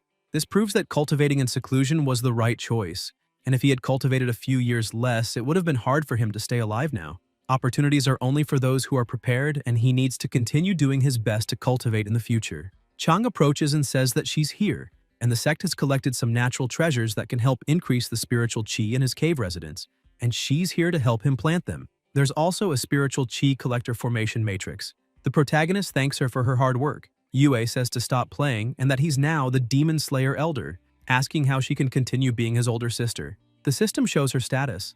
She looks surprised when she sees that her younger brother has approached and is very close. He says that if she continues working hard on cultivation and doesn't slack off, she'll always be his older sister. Chang says she's doing her best in cultivation and asks how she can compare to her younger brother. Han says he has a request. She says to tell her as she can fulfill all of them. Jue thinks he's been waiting for this and asks if he can bother her to add another formation matrix in the still cave, one that can prevent fire and thieves.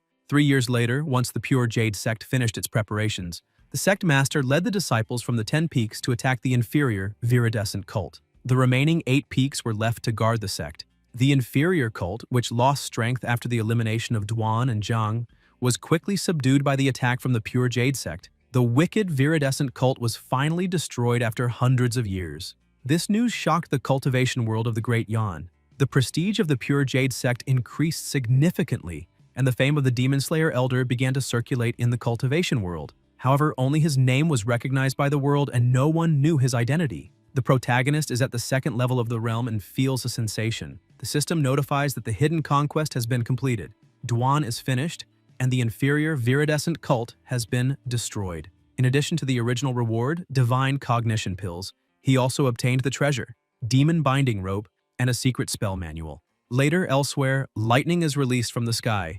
The Elder of the Thunder Celestial Peak asks if those demonic cultivators are there to attack them again and says to prepare for battle. The bald man asks if the inferior viridescent cult hasn't been destroyed.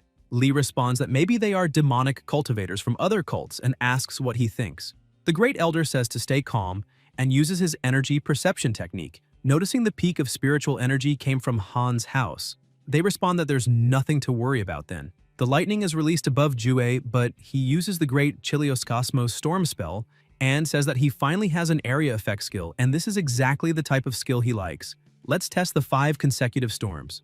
Until he looks to the side and notices something. Qingzi asks if he's busy. The protagonist asks if she needs something. Li responds that he has something to discuss with him, and if the elder needs anything, he can talk to him. He has already informed the other elders as anything regarding him is a top priority for the Pure Jade sect. They enter the cave. Han responds that he has no request, and all he wants is to live his life peacefully. Qingzi says that, thinking about it, this cave residence seems a bit cramped. Jue responds that it's fine and he's used to it. Li asks how about moving to the main peak to cultivate, saying that place is huge and comfortable. The protagonist responds that no, and thanks him. Qingzi says that since that's the case, she won't force him into anything. And as for this innate cave residence, the sect will help renew it using the best resources. There's also another matter she wants to discuss, asking if he would be willing to accept a disciple.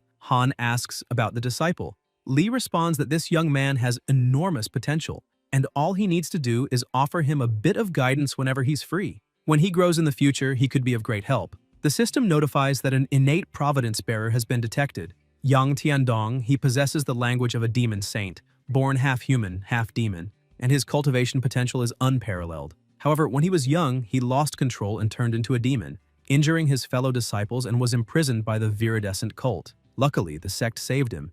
Jue wonders if this is another protagonist-like character. Yang greets the Demon Slayer Elder. The protagonist says that it's fine to accept him as a disciple, but he must allow him to learn cultivation techniques from the Pure Jade sect, and he is only responsible for teaching him spells and mystical powers. Li says that's fine. He comes with a box and says that it won't be a problem to learn the cultivation techniques, but he must contribute and earn merits to learn the secret techniques. And these are the tokens that represent him, which he can take and give to the disciples in the future. Han asks if he's implying that he should accept several disciples in the future. Qingzi says she's leaving, and that the two can talk and get to know each other. Jue stares at him and says he's already deduced his past, must cultivate spiritual energy for 10 years. After that, he will teach him spells. Tian thanks him and says to wait, asking about the 10 years. Han asks what that's about now. The disciple responds that it's nothing and will start cultivating. 10 years later, still in the cave, Jue is at the 4th level of the nascent soul realm, thinking it took him 10 years to get here, and it shouldn't be long before he reaches the soul formation realm. He can't wait to start preparing for it and wonders how his disciple is doing. Yang says that finally his master has woken up and has been sitting in the same place for 10 years without moving, and will soon get hemorrhoids. The protagonist is impressed and realizes that he went from the 1st to the 6th level of the foundation establishment realm, and his cultivation speed is pretty good. He has talent for cultivation and asks how he felt over these 10 years. Tian says he benefited drastically from cultivating over 10 years, and even understood some principles. Han thinks this is nonsense. as he was in seclusion for many, many years, but never understood anything, and says that in that case he can go out and complete some missions. The disciple asks if he can really go out and what kind of mission it would be. Joe responds that he remembers the sect's mission building has a list of monthly contributions, and he can return as soon as he's ranked first on the list. Yang is shocked to hear this. He is thrown out and is left wondering how long it will take to get to the first place on the monthly contribution list. The protagonist feels relieved to have gotten rid of this kid, and in fact, the supreme technique of the feather can now be revealed, even without the divine sense of a cultivator, of the soul formation realm. He had been preparing for this day for 10 years. However, the last 10 years spent strengthening the foundation of his cultivation to enhance his divine sense were a bonus. The main ingredient is one thing. Han opens a vial and drinks. There are a total of 9 pills. The more he consumes, the stronger the enhancement effect becomes. With this, a nascent soul realm cultivator can have the divine sense of a soul formation realm cultivator, and he thinks this is excellent. These pills do what they promised, and his divine sense has truly increased by 10 times. Now he will take a look at what this feather is. An extremely strong light is emitted from their location. Outside the cave, people walk and notice that this is the pure jade sect right in front of them. They wonder if they will be accepted, and being rejected is normal. Maka says he will welcome them and doesn't want to be rejected. They ask which of the 18 peaks is the strongest, saying the veteran will introduce them later. Mo thinks that being young is definitely charming, and it was the same when he joined the Pure Jade sect. Time flies. And now this uncle himself is in charge of recruiting new disciples. He keeps walking, thinking that these kids are all talented and well-mannered. This recruitment work is relatively easy, until someone hidden attacks. Fu Chu notices and dodges. The attack causes an explosion. He thinks it's a curse, and the needle was made to spread a poisonous cloud. The attacks continue, and Mo tells them to fall back because someone is attacking them. A ninja approaches with his daggers. Fu Chu glares at him and releases power, attacking him. Then he raises his arm while continuing to release energy, until he throws his opponent far away. Plasma is splattered.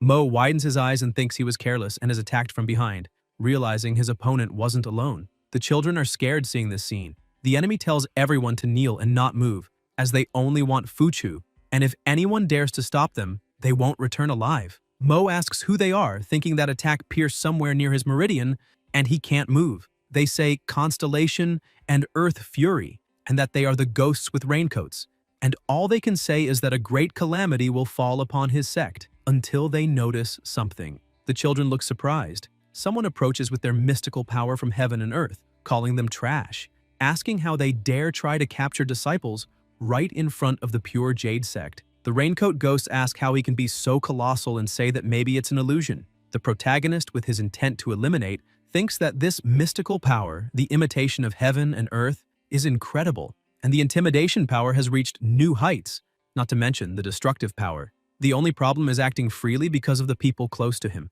Mo thinks this person seems familiar. Han moves quickly. People get very scared, saying they're on his side and that no, and if they're stepped on, the enemies say to take hostages to threaten him, as he won't dare to act recklessly, and ask if that person isn't from the Pure Jade sect, and how can he do this against his own companions. Zhu attacks the opponents, pushing them away. Fu Chu says to stop and not involve those children, as they are innocent. Mo lowers his head in fear, looks around, and wonders if it was just a bluff. He notices that the people have disappeared. Then Fu Chu looks to the other side and also doesn't see them, wondering where those people are and if they've all disappeared. The children are confused about what happened, saying they think someone helped them. They were very fast, and they couldn't see anything. Mo thinks that to be able to defeat 2 experts of the Golden Core realm in an instant, wonders who else it could be and asks why he's in the world of the moon, calling for him to heal him. The elder apologizes and says not to strain too much. Elsewhere, Lee is excited to see the special edition of the fairies, until someone enters by opening the door, and it's the protagonist, who throws the 2 enemies to the ground and says they wanted to kidnap Mo and will leave them with him. Qingzi notices their clothes and weapons and asks if these are the Raincoat Ghosts, saying she heard the twin swords eliminated many righteous cultivators. The Great Elder says that if his guess is right, these people are members of the Raincoat sect, and 1,000 years ago they tried to conquer the entire cultivation world of Great Yan. However, they were crushed by the union of the Orthodox sects for eliminating talented disciples from various sects. Now, they have reappeared and are capturing talented disciples from Orthodox sects. Lee says it seems they got information about themselves, and all the disciples they try to capture are talented, and suspects that the sect has spies. To be able to gather this kind of information, they are either from the Rising Sun Pavilion or veteran members of high positions. The Great Elder says that they can't jump to conclusions. This demon cult had been hidden for 1,000 years but suddenly returned, and they must have some kind of purpose. Han asks how strong the Raincoat sect is and if they have any cultivators in the Void Amalgamation realm. The old man responds that they definitely have cultivators in the Soul Formation realm, but he's not sure about the Void Amalgamation realm. And getting straight to the point, Qingzi and he himself will personally visit several sects and unite all of them. During this time, they will leave the sect's safety in his hands. The system notifies about two choices: reject and leave the sect, or agree and continue cultivating while ensuring the sect's safety. Juo wonders if it's the youth pill, and if he won't need cosmetic arts anymore when he has this, and thinks it's tempting. He says he has no problem staying there. Lee says that's great, and he can rest easy knowing the Elder is protecting the sect. The protagonist thinks that as long as he doesn't have to go outside, everything is fine. The system notifies that the Great Elder and Qingzi's acceptance has increased to 4 stars. 6 years later, Han has advanced to the 5th level of the nascent soul realm, and his life expectancy has increased to 1080 years. He says it's not bad and finally passed 1,000, and it's been so long, and wonders why his disciple hasn't returned. He says it's too much to ask for him to stay in first place on the monthly contribution list, and will check the relationship to see if he's there. Jue observes and says it was to be expected that his disciple was captured, and thinks that usually when a disciple is in trouble, it's natural for his master to go save him. And no, because the abyss is a trap and he has the feeling that some mysterious power is manipulating him, controlling his life, and forcing him to follow a dangerous path, this is definitely destiny, and he must fight against destiny and will never follow a dangerous path. He feels sorry as he's powerless, and all he can do is wish him good luck and hopes he has a good life in his next life. If you enjoyed this video, subscribe to the channel, hit the bell icon, and like the video. Thank you.